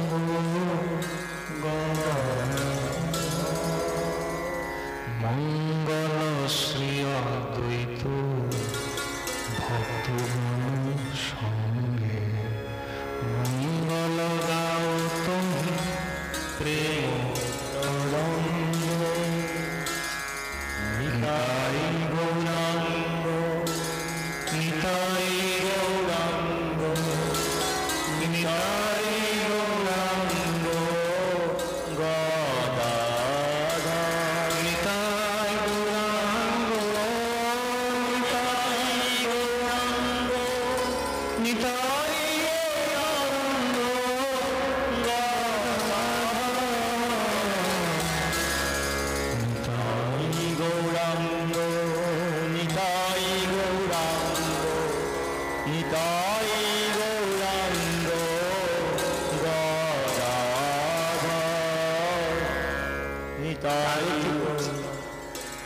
করছেন আরতি শ্রী শ্রী বলরাম। অমনি ছুটে এসেছেন, বড় অধীরা, স্বপ্ন দেখেছে। আরতি শেষ, মা গো এসেছে, ভালো ভালো আরতি। বাবা একটা কথা ছিল, আচ্ছা আচ্ছা আসতে। বাবা বেরিয়ে এলেন। বাবা ভজনানন্দে বলে বলো মা কি হয়েছে? বাবা আমি না স্বপ্ন দেখেছি, নিতাই গৌর আমাকে স্বপ্ন দিয়েছি। তাই নাকি? তুমি খুব ভাগ্যবতী। কি বলছি? বাবা আমার কাছে একটু ক্ষীর সেবা চেয়েছি, আমি একটু ক্ষীর সেবায় দিতে পারি বাবা? বলে যদি চেয়েছি তাহলে ক্ষীরের দ্রব্য দিয়ে দাও, চাল, দুধ, কাজু, কিশমিশ, হ্যাঁ আর যা লাগে দ্রব্য দিয়ে দাও, পাক শাক করে আমি নিবেদন করে দেবো, অসুবিধা নেই। বলে আমি দিতে পারবো? আমি পারবো। হ্যাঁ চেয়েছেন যখন দিল, তুমি তো ভাগ্যবতী, দাও। বলে বাবা তাহলে আমি যে যাবত রয়েছি আমি এক মন করে প্রভুর সেবায় ক্ষীর দেব, প্রেম সে। রাধারানী কি জয়। মা বললেন বেশ বেশ, এক মন করে দেবে, গ্রামবাসীও পাবে। মা ও ভাবে কি ক্ষীর হবে তাহলে? পুরো গ্রামবাসী ক্ষীর প্রসাদ পাচ্ছে। চেয়ে নিয়েছে নিতাই গৌর, রসই করলেন আর প্রেম সে সেবা দিয়ে নিলেন। ভগবানকে সেবা দিয়ে ভগবান সেবা গ্রহণ করেন। এই যারা আমাদের মনে অনেক ধারণা, আমরা যে সেবায় নিবেদন করি তিনি গ্রহণ করে কি? দেখেন মা গ্রহণ অবশ্যই করে। কি করে বুঝবো? তুমি অন্ন, ডাল, রসা, ব্যঞ্জন যাহা কিছু রসই করেছো, সেটা যখন ঠাকুর ঘরে নিয়ে এসে তুলসী দিলে, আচ্ছা তুলসী ঠাকুর ঘরে এসে দিতে হয়, বাইরে থেকে তুলসী দিয়ে ঠাকুরের কাছে আনতে নেই। কেন? বলে তুলসী দেওয়া মাত্রই নিবেদন হয়ে যায়, তুলসী ঠাকুরের সম্মুখে দিতে হয়। বেশ তুলসী দিয়ে যেই দিলে তুমি কি করলে? পর্দাটা টেনে দিলে। ভাবনা করছো কি প্রভু প্রসাদ গ্রহণ করছে, আর তোমার ভাবনায় ভক্তি যদি থাকে প্রভু প্রসাদ গ্রহণ করে না, করার পরে দেখেন কি যা দিয়েছিলে পাত্রে থালায় আর কিছু নেই, কারণ তিনি সব গ্রহণ করে নিয়েছে। তখন গোপালজি নিজের মা যশোদাকে বলেন, ও মা, ও মা, মাগো দেখো না এই মা আমাকে সেবায় যা দিয়েছিল আমি সবই গ্রহণ করে নিয়েছি, কিন্তু একটা নিয়ম আছে, পাত্রে যদি কেউ ভরে কিছু দেয় তাকে খালি পাত্র ফেরাতে নেই, তাকে ভরেই দিতে হবে। ও তো ভরে দিয়েছিল, আমি সব পেয়ে নিয়েছি, পাত্র খালি, পাত্রটা ভরে দিতে হবে। মাগো আমি তো ভক্তবৎসল, আমি যে ভগবান নিয়ে নিয়েছি, পেয়ে নিয়েছি, তুমি মা হও আমার, তুমি পাত্রটা আমাদের নন্দগৃহে যা রয়েছে ওই দিয়ে ভরে দাও তো, আমি আমার ভক্তকে ফিরিয়ে দেব। তোমার ভোগরাগের গান শেষ, হাতে তালি দিয়ে পর্দা সরিয়ে তুমি দেখলে আমি যা দিয়েছি তা রয়েছে, তুমি ভুল করছো, তুমি যা দিয়েছো তা তিনি পেয়ে নিয়েছেন, এখন যা তুমি নিচ্ছ এটা নন্দরানীর কৃপা, যা গোপালজি তোমাকে ফিরিয়ে। এটা শুনে আশা করি যারা নিবেদন না করে গ্রহণ করছেন, আশা করতে তো পারি, আশাই তো আছে, আর কি করতে পারি। হয়তো তুমিও আজ থেকেই হয়তো নিবেদন করে প্রসাদ করতে শুরু করবে, কারণ গোপালকে দিলে মা যশোদা ফিরিয়ে দেয়, বলে আমার ছেলেকে দিয়েছিস আমি ফিরিয়ে দেবো না, আমার ছেলে তো সবই পেয়ে নিয়েছে, আমি দিলাম। তো নন্দরানী প্রসাদ আনতে পারে, যদি গোপালকে দাও তাহলে তাই হয়। যুগলকে দিয়ে রাধারানী পাঠিয়েছে, ব্রজের স্বামিনী তিনি, তার প্রাণবল্লভকে সেবা দিয়েছ, তিনি তোমাকে ফিরিয়ে দিন। যার যেই ভাব সেই সে উত্তম, তটস্থ হিয়া বিচারিলে পাইবে তার তারতম্য। ভাবনা করে স্বীকার করবে, তাই সেবা দিলে সেবা তিনি গ্রহণ করে। আমরা তো এগুলো জানি। এই যে সে একটু সেবায় দিল, আমি ভাবে রে পাঠিয়ে দিয়েছি, একটু পেয়ে দিল, তবে তো প্রসাদ, তবে তো মহাপ্রসাদ। কি তাহলে আমরা আর কি বৈষ্ণবরা আর কি ওই ভেতরে নিয়ে গেল, দেখালো, আমাদের কি আছে, এই করে আমাদের সনাতন ধর্মের 12টা বেজে গেছে। আমরা একে অপরকে এত তাচ্ছিল্য করি, এত অবজ্ঞা করি, আর ধর্মে আমাদের এত সংকীর্ণ মানসিকতা, আমরা বাবা আজও এক হতে পারলাম না, আমরা একসাথে মিলে নিতাই গৌরের ভজন করতে পারলাম।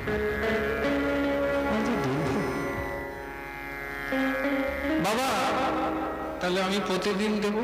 বললে মা ঠিক আছে দিও। এই জায়গায় প্রথম স্বপ্নদানে নিতাই গৌর চন্দ্রশশী গোস্বামীকে আজকে করুণা করে দিলেন। হ্যাঁ, করুণা হয়। গোপাল যারা তো স্বপ্ন দিয়ে তোমার গৃহে এলে সেও ভালো, আরো ভালো যদি গুরুর হাত ধরে তিনি তোমার গৃহে এলেন। গৃহে যারা জন্মেছেন মানুষ, তারা এসেছেন, মনে কিছু করবেন না, তারা আদিবাজিতে গ্রস্ত হয়ে একদিন মরেও যাবে। কিন্তু গুরুর বাবা গোপালজি তিনি যদি এসেছেন, তিনি থাকবেন কতদিন? আর যতদিন আপনি তার চরণ প্রাপ্তি করছেন না ততদিন আপনার কাছে।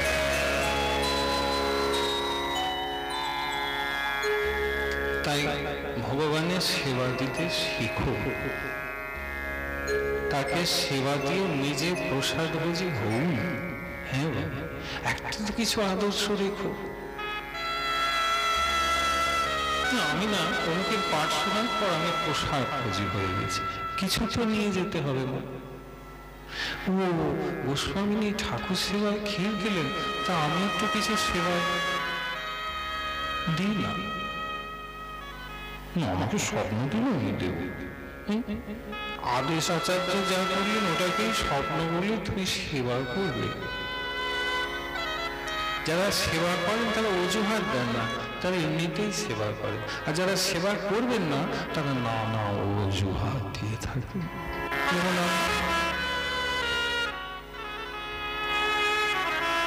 সেবা করে উৎসাহ নিয়ে সেবা করবেন, সেবায় পিছিয়ে যাবেন না। আর যারা সেবা করতে চান না, যারা অলসতার প্রকাশ করেন, তারা নানা সময় শুধু অজুহাত দিয়ে যান, তাদের দ্বারা সেবা হয় না।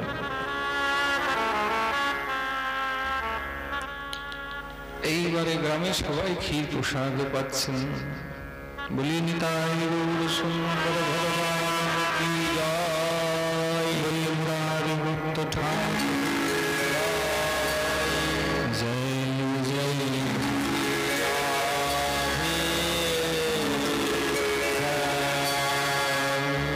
আনন্দ হলো, ক্ষীর প্রসাদ দেওয়া চলছে। মা প্রতিদিন ঠাকুর দর্শন করে, নিতাই গৌরকে দর্শন করে, নিজেও ক্ষীর প্রসাদ পাচ্ছেন, খুব আনন্দে আছে। কিছুদিন পরে রাত্রে আবার ওই ঘরে শুয়েছেন। নিতাই গৌর আবার স্বপ্নে এসে দেখা দিয়ে বলছেন, মা ও মা ও মা। আবার স্বপ্নে তিনি কথা বলছেন, কি হলো মা গো? আমাদের আরো একটা ইচ্ছে। কি? তুমি ক্ষীর তো পাওয়াচ্ছ ভালো, তাহলে আর কি করতে হবে? বলে এইবারে আমাদের ইচ্ছে হলো ক্ষীরটা তুমি নিজেই পাকশাক করে আমাদেরকে, আগে তো ক্ষীরের দ্রব্য দিয়েছো, আমাদের খুব ইচ্ছে তোমার হাতে একটু বানানো ক্ষীর আমরা সেবা নেব। এই বলে দুই ভাই আবার মন্দিরে টুক করে চলে যাচ্ছে। এদের কাহিনী শুনলে তোমার মাথা খারাপ হয়ে যাবে। তাই জন্য তোমাদের দর্শনের জন্য হতেও তো পারে অনেকে গিয়ে ব্রজে নাকি দেখো না, তা পাঠের আগে আমরা বললাম যে কমপক্ষে এনাকে রেখো, যাতে গ্রামবাসী বুঝতে পারেন যে কাকে নিয়ে আলোচনা সাধন হচ্ছে। খুব দুর্লভ। তুমি এবারে ক্ষীর বানিয়ে পাওয়াও মাগো, নিজে বানিয়ে দেবে।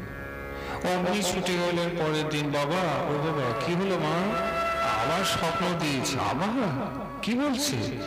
ওই বলছে এবারে ক্ষীর বানিয়ে পাওয়াতে হবে। বাবা আমি কি বানিয়ে দিতে পারি? এখন বলরাম বাবা ভজনানন্দী শাস্ত্রের যুক্তি বিচার করে কিছুক্ষণ গালে হাত দিয়ে পরক্ষণেই বললেন, মা তুমি ক্ষীর বানিয়ে নিতাই বলে সেবা দিতে পারবে না, অধিকার তোমার এখন নেই। কেন বাবা, কেন নেই? বলে মাগো অদীক্ষিত সেবা নিতাই গৌর গ্রহণ করে না, তোমার তো দীক্ষা হয়। এটাই ভজন। দীক্ষা মানে সম্বন্ধ, দীক্ষা মানে হচ্ছে পরিচয়। এটা এইভাবে বুঝে নিন। আপনি ট্রেনের যাত্রী, ট্রেনে যাচ্ছেন, ট্রেনের যাত্রী হিসাবে আরেক অপরিচিত ব্যক্তি ট্রেনে আলাপ হয়েছে, আপনাকে তার টিফিন থেকে বের করে যদি কিছু খাবার দেয়, তো আমার ধারণা আপনি হাত জোড়ো করে বলবেন, বাবা আপনি খান, আমাকে দিতে। কেন?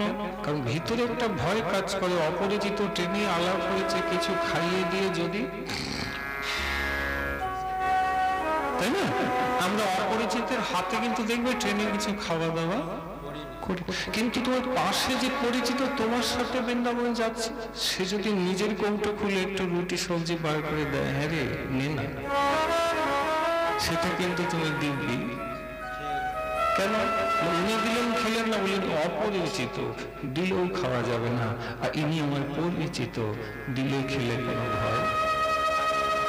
তো ভগবানেরও বিধান যে তোমার দ্রব্য আমি নেব বটে, কিন্তু তোমার সাথে তোমার পরিচয় নেই। পরিচয় হলে নেব, পরিচয় মানে সম্বন্ধ, সম্বন্ধ মানে দীক্ষা। তাই যাদের দীক্ষা হয়েছে তারাই প্রভুর সেবার একমাত্র অধিকারী, শাস্ত্রে লেখা আছে। দীক্ষা ছাড়া ভগবান সেবা গ্রহণ করেন না, এমন কেহ নাই যার সেবা তিনি গ্রহণ করেছেন। এই যে অনেকেই বলে প্রভু সর্বাত্মা, প্রভু সকলে, দীক্ষার আবার কি আছে, প্রভু ভাবগ্রাহী, দীক্ষা আবার এসব বাড়াবার না। বাবা আপনি ভুল করছেন। রাস্তার কোনো মেয়েকে টেনে ঘরে নিয়ে এসে আপনি বলতে পারবেন না আজ থেকে আমার বউ হলো। ঘটকালি ধরে ওই মেয়েকে দেখাশোনা করে যদি আপনি আমাদের শাস্ত্রসম্মত ভাবে অগ্নিকে সাক্ষী নিয়ে বিয়ে করেন, তাহলে সেই বউ হয়। এই প্রকার আপনার জোড়াজোড়িতে বলা যাবে না যে আমিও দীক্ষার দরকার নেই, এমনি সেবা দেব, নিয়ে নেব। এটা হাস্যকর, হয় না, অসম্ভব। দীক্ষা তো নিতেই।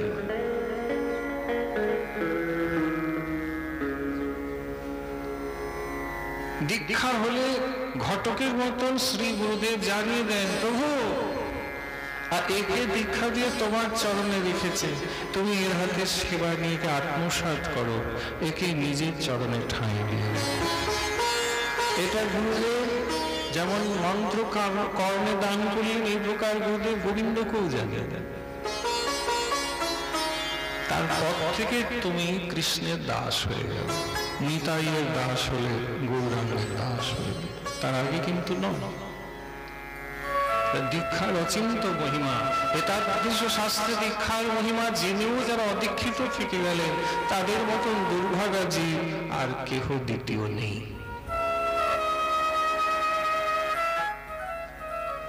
দীক্ষা গ্রহণ করতে হবে। মা দীক্ষা ছাড়া তো তুমি নিজে হাতে নিতাই গৌরকে সেবা দিতে পারবে না, বলরাম দাস বাবা বললেন। এই কথাগুলি বুঝিয়ে দিলেন, মা হাত জোড়ো করে শুনলেন, শাস্ত্রের কথা শুনে মনে শান্তি পেলে। তাহলে ভাবলেন দীক্ষাতেই যদি সেবা হবে, নিতাই গৌরের কি ইচ্ছা জানি না, যেন নিতাই গৌরই বলিয়ে দিলেন মাকে দিয়ে। মা অমনি বললেন, বাবা তাহলে আপনি কৃপা করে অধমাকে দীক্ষা দান করবেন। আপনি যদি আমাকে দীক্ষা দিয়ে দেন তাহলে তো সেবার অধিকারিণী হতে পারবো। বললে হ্যাঁ হতে পারবে। তাহলে বাবা আপনার চরণে পড়ে আপনি আমাকে দীক্ষা দান করুন। তো বাবা প্রসন্ন হলে, ভক্তি তো ছিলই আগে। বললেন বেশ মা, তুমি নদী স্নানাদি করে এসো, তারপরে তোমাকে আমি দীক্ষা দান দেব। চক্ষুদান দিলা যে জন্মে জন্মে প্রভু সে, হৃদে প্রকাশিত প্রেম ভক্তি যাহা হইবে, অবিদ্যা বিনাশ যাবে, বেদিরা যাহা হাহা প্রভু কর দয়া, দেহ মরে পদ ছায়া, এবে যশ ঘোষো ত্রিভুবন, শ্রী গুরু করুণা সিন্ধু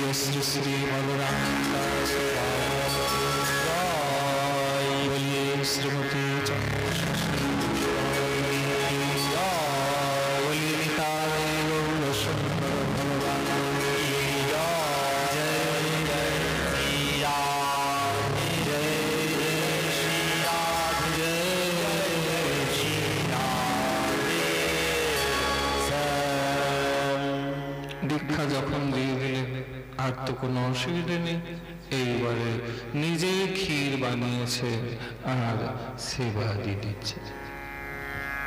বেশ কিছুদিন আনন্দের সেবা নিতাই গৌরীর করলেন।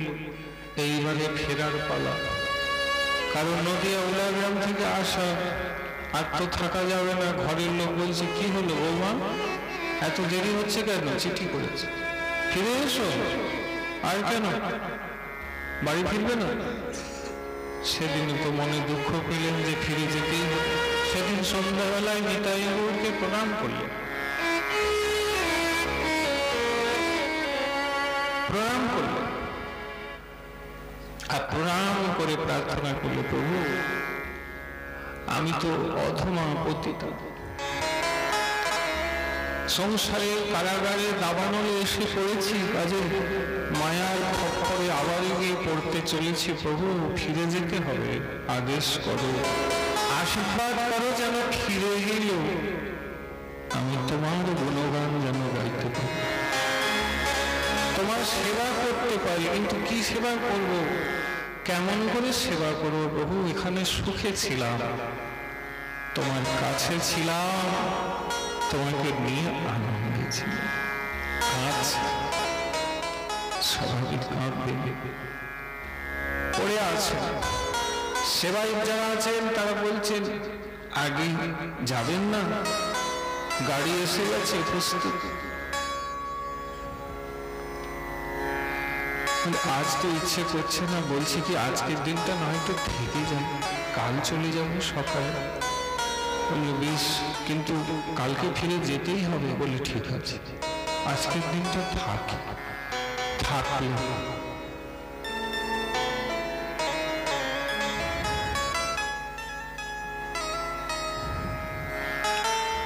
রইলেন।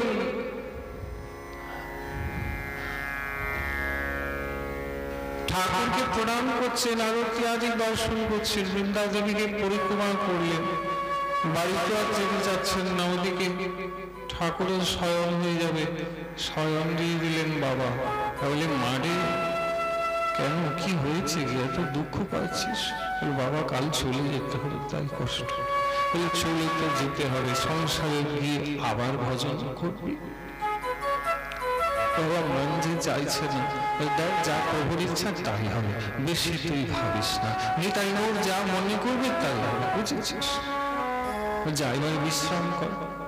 ঘরে এলেন, চন্দ্রশশী দেবী শুয়ে পড়লেন, কালকে ফিরে যেতে হবে।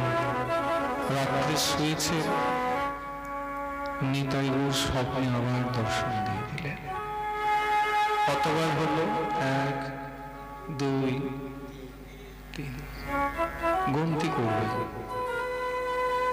তৃতীয়বার নিতাই গৌর স্বপ্নে এসে বলছেন, মা, ও মা, তুমি আমাদেরকে ছেড়ে যেও না, আমাদের 2 ভাইকে ছেড়ে তুমি যেও না, তুমি সেবা দিয়ে আমাদের সুখ হয়, তুমি চলে গেলে আমাদেরকে ক্ষীর সেবা কে দেবে, কে আমাদেরকে পরমান্ন পাবে? মা তুমি যেও না, তুমি থেকে যাও। এইবারে 2 ভাই একটু খেয়াল করবেন, চন্দ্রশশী দেবী কিন্তু নিতাই গৌরে বাৎসল্য ভক্তি করেন। এই ভক্তিটা কি প্রকার? ঠিক যেমন সচিমাতা গৌরকে দেখেন, ঠিক যেমন এক জায়গায় পদ্মাবতী দেবী তার সন্তান নিতাইকে কোলে তুলে ভালোবাসেন, ওই প্রকার কিন্তু পুত্রবৎ ভক্তিটা করছেন, ভালোবাসছেন, সন্তানের মতন সন্তান প্রতিম সম্বন্ধ করে নিতাই গৌরে ভালোবাসা রেখেছে। একে বাৎসল্য ভক্তি বলা হয়। তাই নিতাই গৌরে ভাগ বুঝে বলেন, ও মা, মাই বলেন, অন্য কথা বলেন, ও মা তুমি আমাদেরকে ছেড়ে যেও না, পরমান্ন সেবা কে দেবে? শুনছি তুমি কাল নাকি চলে যাবে। বলে, যেতে তো হবে। না, যেও না, থেকে যাবো। স্বপ্নেই বলে, হ্যাঁ, সব দিনের জন্য আমাদের কাছে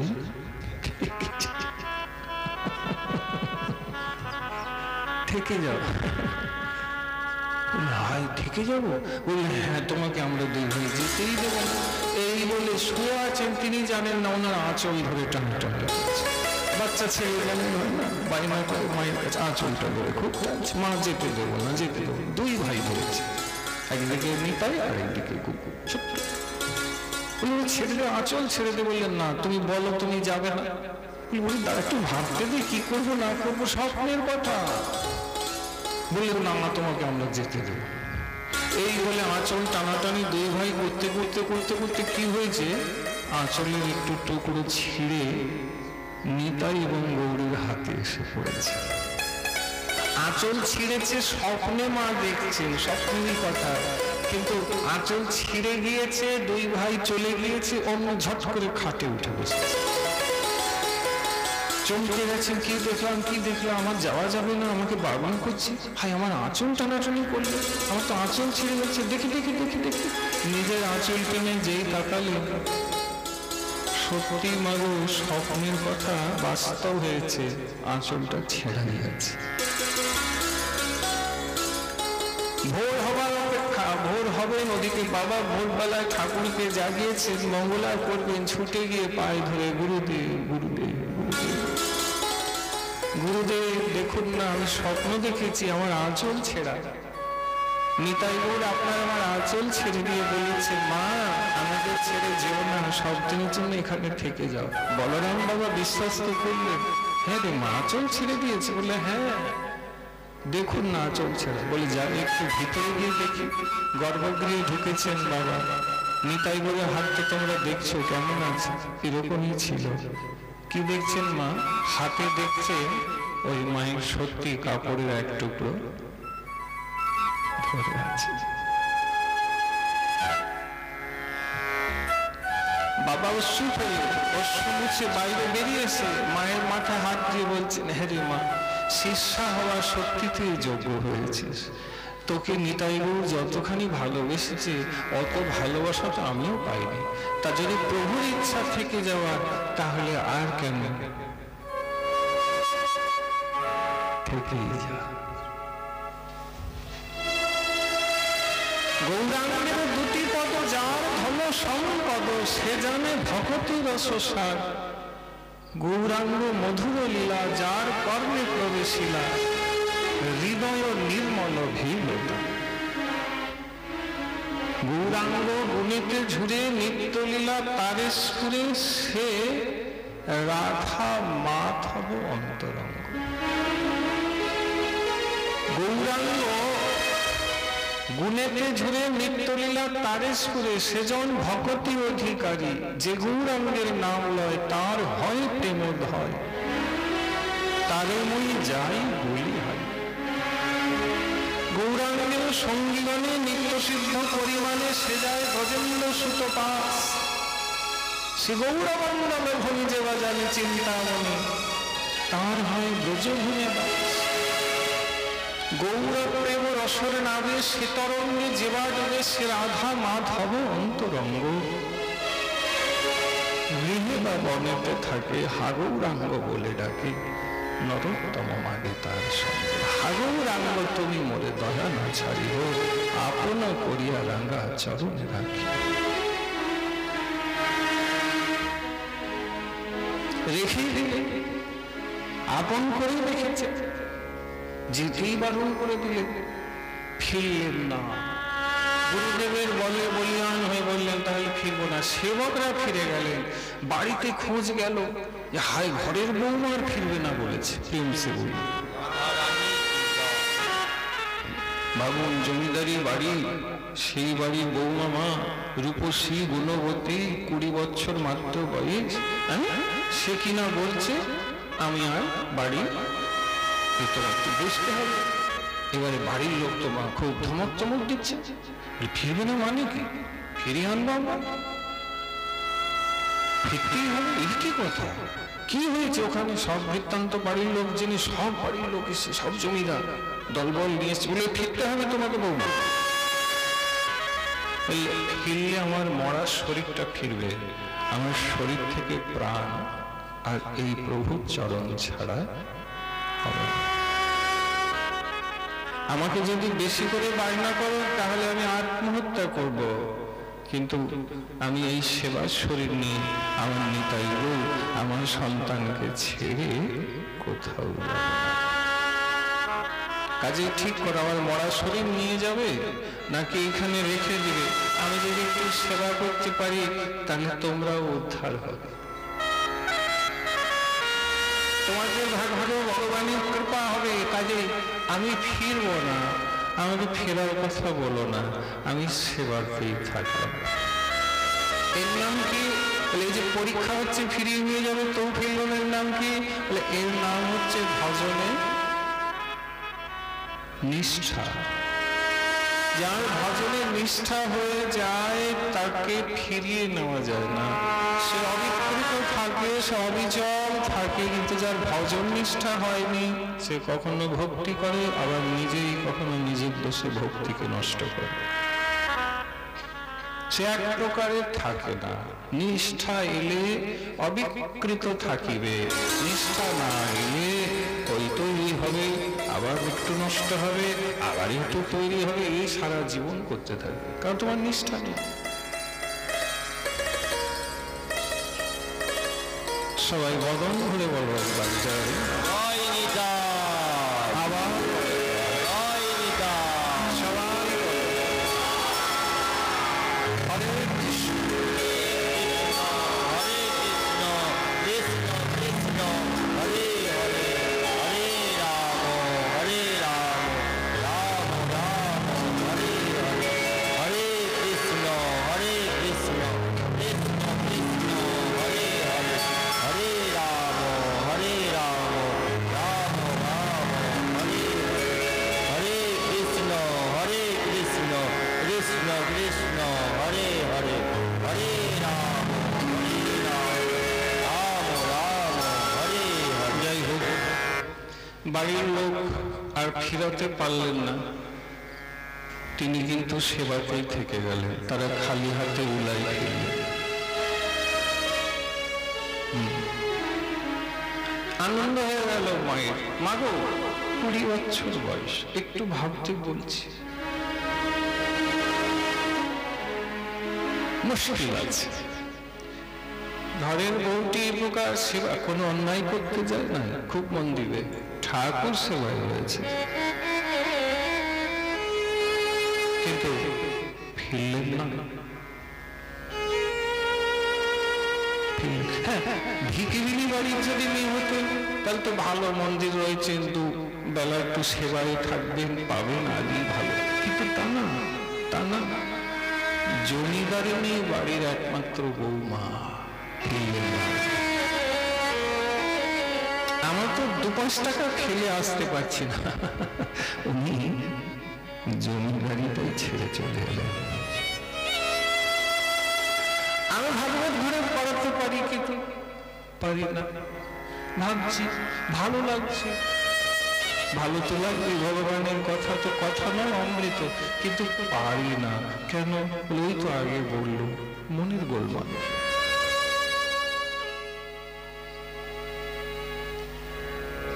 মনের গোলমাল। কারণ ভাগবতের অনুষ্ঠান যদি হয় বাবা, কেহ করার, আমরা উপলব্ধি করে দেখেছি, তাতে উপকার অনেকের হয়।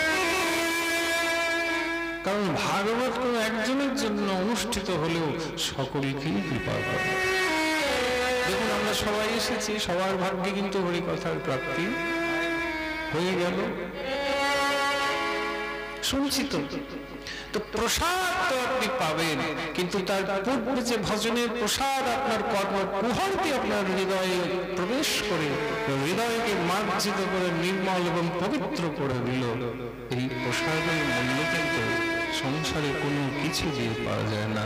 কেবল হৃদয়ে একটু লোভ থাকলে তবে এই প্রসাদের যোগ্যতা আমি তুমি অর্জন করতে পারি।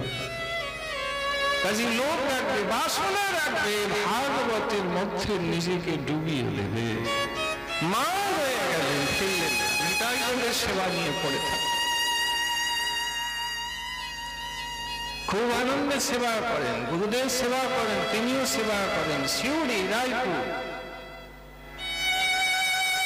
মুরারিগুপ্ত ঠাকুরের কৃপা হয়েছে, খুব সেবাটি করছে, আনন্দের দিনগুলি অতিবাহিত হচ্ছে। কিন্তু সে আনন্দে ভাটা পড়ল। আনন্দে ভাটাটা কিসের?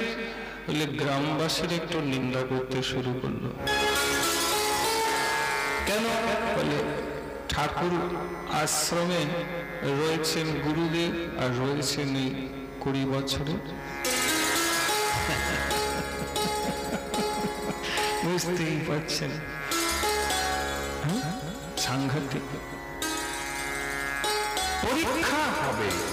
খুব আস্বাদন করুন, খুব আস্বাদন ভজনের খুঁটিনাটি অনেক কিছু জানতে পারবেন। কেবল কাহিনী নয়, কেবল একজন ভক্তের মহিমা নয়, আমরা অনেক কিছু শিখতে পারবো। এই দেখুন নতুন সমস্যার আগমন, গ্রামবাসীর নিন্দা করছে, সেবা করছে, কে করছে সব আমরা জানি। গুরু শিষ্য দুজনে ঠাকুর সেবা করছে। আমি তত ভালো পারিনি, তোমরা তার ভালো। সে কি নিন্দা, এইটাই তো শেষ করে দিল আমাদের। খুশুর খুশুর খুশুর খুশুর, তার নিন্দা করে, সে তার নিন্দা করে, নিন্দা নিন্দা নিন্দা। কি যে হবে বাবা, হরি কথা কতটুকু শুনি জানি না, কিন্তু নিন্দা তো বাবা খুব শুনি আর খুব করি। সারাদিন একটু তো না করি আমার ভালো লাগে, একটু একটু হলে যেন মনে হয় খাবারটা হজম হলো। এই করে বাবা আমাদের ভজন বৃদ্ধি হলো না, কারণ করিলেই অপরাধ হয়। শাস্ত্র বলছেন জানি জানি না তা নয়, যা তবু একটু একটু করে নি, বাস শেষ হয়ে গেল। মুশকিল, নিন্দা করছে গ্রামবাসী, বলে একই মন্দিরে এরকম সেবা নিয়ে পড়ে ভালো নাই, তাহলে বন্ধ করতে হবে। এসব আমাদের গ্রামে আমরা হতে দেব না,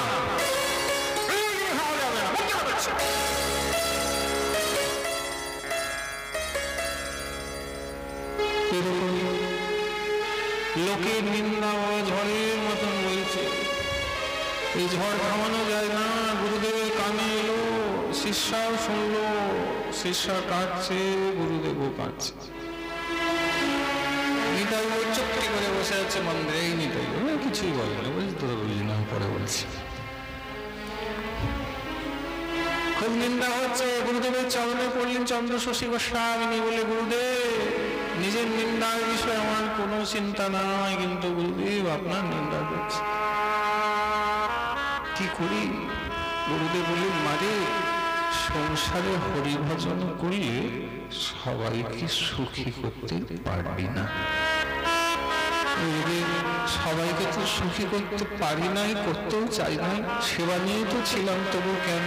বলে জানবি নিতাই আমাদেরকে একটু পরীক্ষা। বাবা এই পরীক্ষা তো সহ্য হচ্ছে না।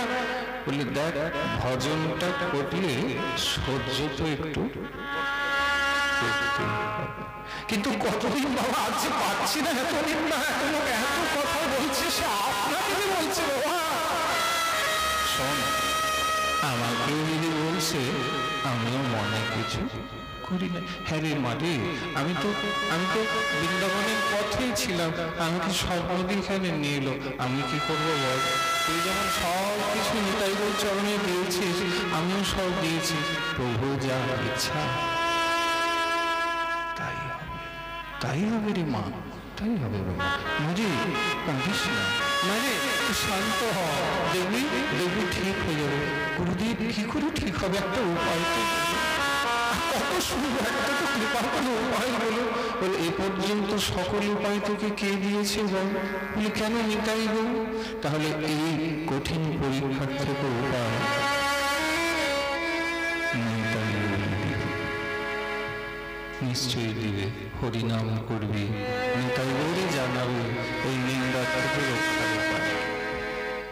গুরুদেব মাথায় হাত দিয়ে বলে মা আশীর্বাদ করছে, বেশি ভাবিস না, ভজন করলে কথা তো 2-4টা লোকে বলবে বলবে। कुछ तो लोग कहेंगे, लोगों का काम है कहना, छोड़ो यार ये बेकार की बातें, बेकार की बातों में हम नहीं रहते। আমাদের বিষয় হচ্ছে যার মুখে ভাই হরি কথা নাই তার মুখ পানে তুমি চেও না, যার কাছে গেলে ভুলে যাবে হরি ভাইরে বলছে কি তার কাছে তুমি যেও না। এই তো অর্থাৎ সাধু সঙ্গে মনকে রাখো। হরি কথা যখন সাধু বলছেন প্রাণ ভরে শোনো, বিশ্রাম যখন হচ্ছে কথাগুলি অহর্নিশ আবার মনে মনে প্রাণে প্রাণে চিন্তন করো, চিন্তন করো। কি হবে? তুমি সারাদিন ভালো থাকো। রবি ঠাকুর বললেন না, প্রভু আমার প্রার্থনা সকালে হচ্ছে এই যে সকালে উঠে আমি মনে মনে বলি প্রভু গো সারাদিন আমি যেন ভালো হয়ে চলি। বাবা ভালো হয়ে চলার উপায় একটাই, মুখে হরি নাম আর কানে হরি কথা। যারা সারাদিন এই হরিনাম হরি কথায় রয়েছে তারা কিন্তু ভালো আছে। আমি ভালো নেই কেন? আমি সারাদিন হরিনাম হরি কথাই নেই। যখন বলা হয় শরীর তো ভালো লাগছে কিন্তু বিশ্রাম হয়ে গেলে আমি আবার অন্য কথা বলতে মতো কি আছে, ডেকেছি এসেছি একটু বলতে হবে। তাই আমার ভাগ্যে ভালো থাকা হলো। হ্যাঁ ভালো থাকতে পারে, ভালো থাকার ঔষধ এটাই, শাস্ত্র ভাগবত এটাই বলছে তুমি ভালো থাকতে পারো, কিন্তু আমরা না এটা গ্রহণ করতে পারি না।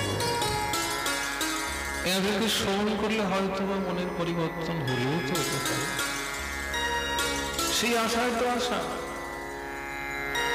সেই আশাতেই তো আয়োজন, সেই আশাতে কুলিয়ে দৌড়াও রসের আস্বাদন আপনাদের গ্রামে হচ্ছে। হ্যাঁ সেই আশাতে অত্যন্ত দুর্লভ নয় যে বিষয়বস্তু এখানে আস্বাদন হচ্ছে। এতে সাধ্য তোমার নিতাই চরণে ভক্তি লাভ, প্রেম লাভ এবং তাদের সাক্ষাৎকার পর্যন্ত লাভ হয়ে যেতে পারে। সেই আশাতেই তো আমরা এই আয়োজনে এই বিষয় এই রসে ডুবে ডুব দিতে এখানে উপস্থিত হয়েছি। হতেও পারে শ্রদ্ধা ভক্তির পাত্র নিয়ে ক্ষেত্র দিয়ে যারা বসেছেন তাদের ভাগ্যে হয়েও যেতে পারে, না হয়ে পেরেছে, অনেকের হয়েছে, তোমারও হতে পারে, আমারও। আশা কৃপা হয়তো প্রভু করবেন। ও মা ওনাকে এত স্বপ্ন দিচ্ছেন, আমাকে জীবনে এইগুলো রাখতে যদি একটু চোখের জল ফেলো বলা যায় না, দিয়ে দিল হয়তো। এসেছেন যদি ব্রজের থেকে নিতাই, আহা এখনই আরতি হবেন, কি অপূর্ব, কত সৌভাগ্য। আরতি আমরাও করবো, পরম সৌভাগ্য। ভাববে প্রার্থনা কর, প্রভু তুমি তো ওকে এতবার দর্শন দিচ্ছ, আমাকে একবার দিন তো, আমি বড় আশা নিয়ে এসেছি, আমি বড় আশা নিয়ে এসেছি, আমাকে একবার আমাকে এখনো পাওয়া হলো না।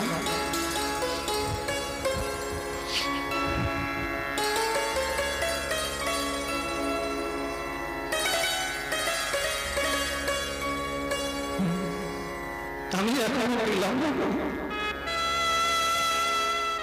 পতিত বলিয়া দয়া যদি না করিবে, পতিত পাবো না নাম কেমন ধরিবে প্রভু? ত্রিভুবনে দেখো চাই মৌসুম পতিত নাম, পতিত পাবো না নাম ধরো, যদি করো অপরাধ তথাপি তুমি সে না সেবা দিয়া করো ছড়ো। তাকে তো একবার আমাকে আমার কি সম্ভব হয় আজকে গ্রামে বসে তোমার মহিমা শুনেছি। তুমি যে এই প্রকার ভোগে রয়েছ আমি তো জানতাম না।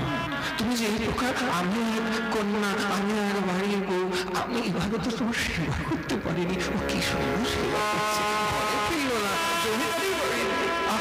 আমার ভাগ্যে কবে হবে, আমার মনটা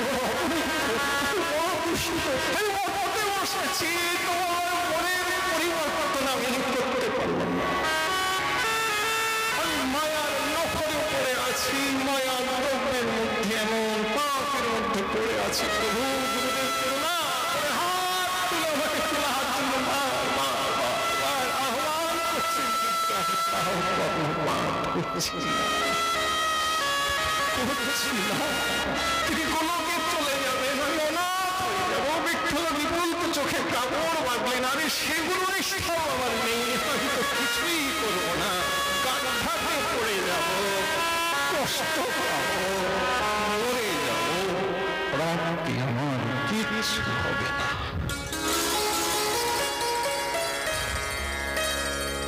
কিচ্ছু হবে না,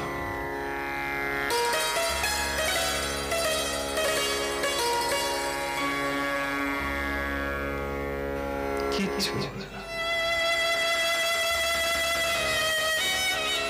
কি দুর্দশা, কি মনের অবস্থা।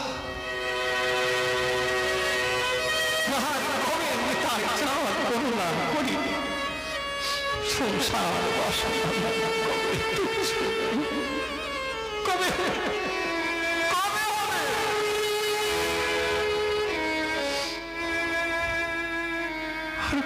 হবে,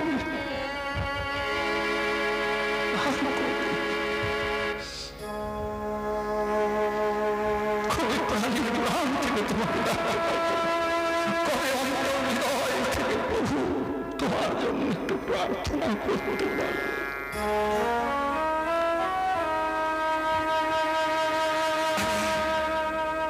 চন্দ্র সুশীল মহাত্মা গুরুদেবকে বলছিলেন সেদিন, গুরুদেব একটা কথা বলতে চাই, ভুল হলে আপনি সংশোধন করবেন। গুরুদেব, ভগবান এই জগতে সবাইকে এইভাবে অঙ্গীকার করে না, ভক্ত ভগবানকে চায়, ভালোবাসে, করে। আমার ক্ষেত্রে তো গুরুদেব তিনবার নিতাই নিজেই ভালোবেসে আমি যাতে চলে না যাই আমাকে কাছে টেনে রেখেছে। আমি তো সত্যি ভাগ্যবতী, আরে আমার মতন কোটি কোটি সেবক সেবিকা তার জন্য অপেক্ষা করছে, তুমি আমাকে কিভাবে টেনে নিজের করে নিয়েছে। কেউ ভগবানকে ভালোবাসে, কিন্তু আমার ক্ষেত্রে তো প্রভু নিতাই বলি আমাকে ভালোবেসে দিয়েছে। আমি তো সেই মায়ার সংসারে দাবানলে ফিরে যেতে পারি না। প্রভু যে আমাকে এত ভালোবেসেছে, মারে এই নিষ্ঠা রেখে হরিনাম কহ, লেন্দা লোকে করছে তোকে, অধিক চিন্তা করিস না, যা নিতাই দেখবি তোকে সব কি করতে হবে পরবর্তী ঠিক জানিয়ে ঘরে গেল। চারিদিকে নিন্দা হবেই, শুয়েছে অর্ধরাত্রিতে হরিনাম করতে করতে আচ্ছন্ন হয়ে পড়েছে। আর সেদিন রাত্রে নিতাই গৌর স্বপ্ন দর্শন দিয়ে দিলেন। আবার কতবার হলো?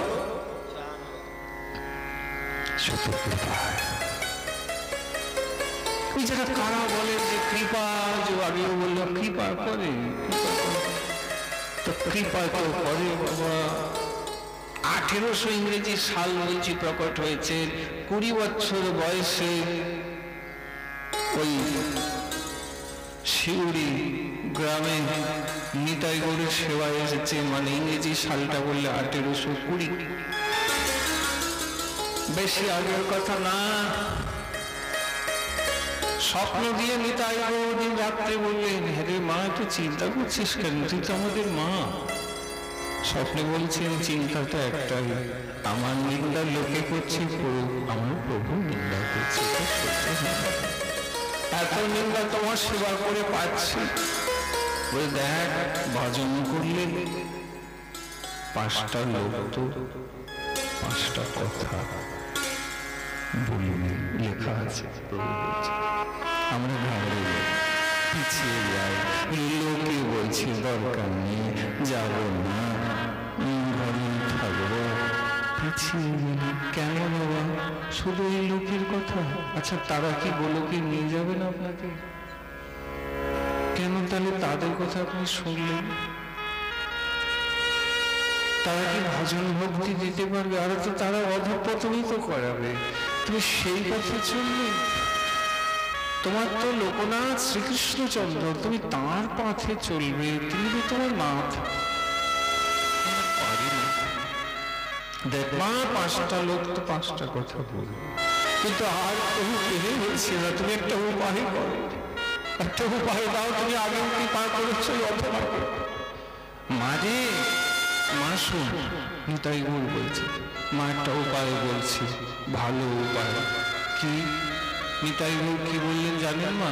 বললেন মা, আমরা আর এই গ্রামে থাকবো না, আমরা এই গ্রামে আর থাকতে চাই না।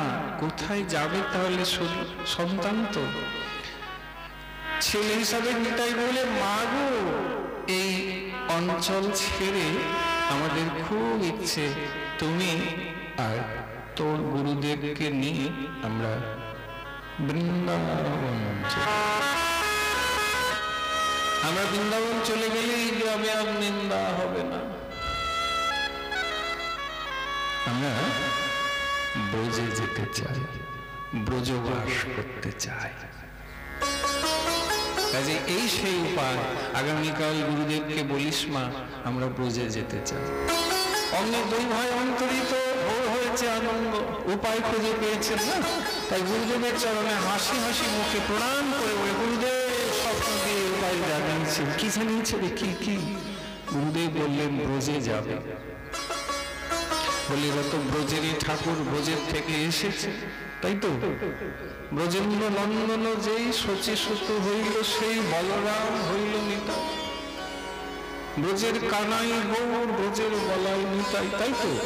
কাজে গৌর নিতাই আবার সেই ব্রজে যেতে চাইছে। তার ইচ্ছা করেছে, তাহলে আর কেন? প্রভুর ইচ্ছা বলিয়া মাঠে ভালোই উপায় বলেছে। আমি আসলে ভাবিনি, চলো তাহলে আমরা ব্রজে চলে যাই। শাস্ত্রে লেখা আছে ব্রজে কেমন করে যাচ্ছেন। সেবার দ্রব্যাদি কিছু নিয়েছেন, নিরন্তর সেবা করতে। কিসে চড়েছেন বাবা? নৌকোতে চড়েছে।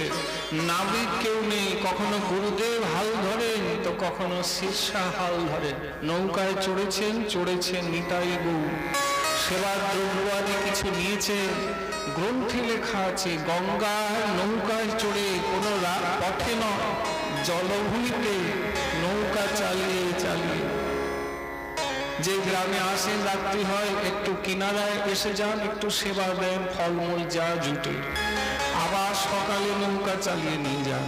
নৌকো পথে গঙ্গা থেকে প্রয়াগে যখন পৌঁছলেন ভক্তমণ্ডলী, প্রয়াগে পৌঁছতে খবর পেলেন যে এখান থেকে গঙ্গার পর যমুনার সীমানা আরম্ভ। তো যমুনার পথ ধরে নৌকা থেকে প্রয়াগ থেকে চললেন কোথায়? আর বৃন্দাবনের পথে যখন যাচ্ছেন, পৌঁছবেন ঠিক যমুনায়, সেই মথুরা, সেই বিশ্রাম ঘাট। এদিকে নিতাই গৌর ব্রজের পথে যাচ্ছে, হাল ধরেছে শিষ্যা। গুরুদেব বলেছেন কর্তা, বললে প্রভু তুমি তো ব্রজে চলেছ, তাহলে ব্রজের ভজন দিয়ে, বৃন্দাবনের মহিমা দিয়ে আসো, আমরা তোমার মহিমা গুলো কীর্তন করি। হরে কৃষ্ণ হরে কৃষ্ণ, হরে কৃষ্ণ, কৃষ্ণ কৃষ্ণ হরে হরে, হরে রাম, হরে রাম, রাম রাম হরে হরে, হরে কৃষ্ণ, হরে কৃষ্ণ, কৃষ্ণ কৃষ্ণ হরে হরে, হরে রাম, হরে রাম, রাম রাম হরে হরে। গাইছে বৃন্দাবনের ভজন। মন মথুরা বৃন্দাবন, মন মথুরা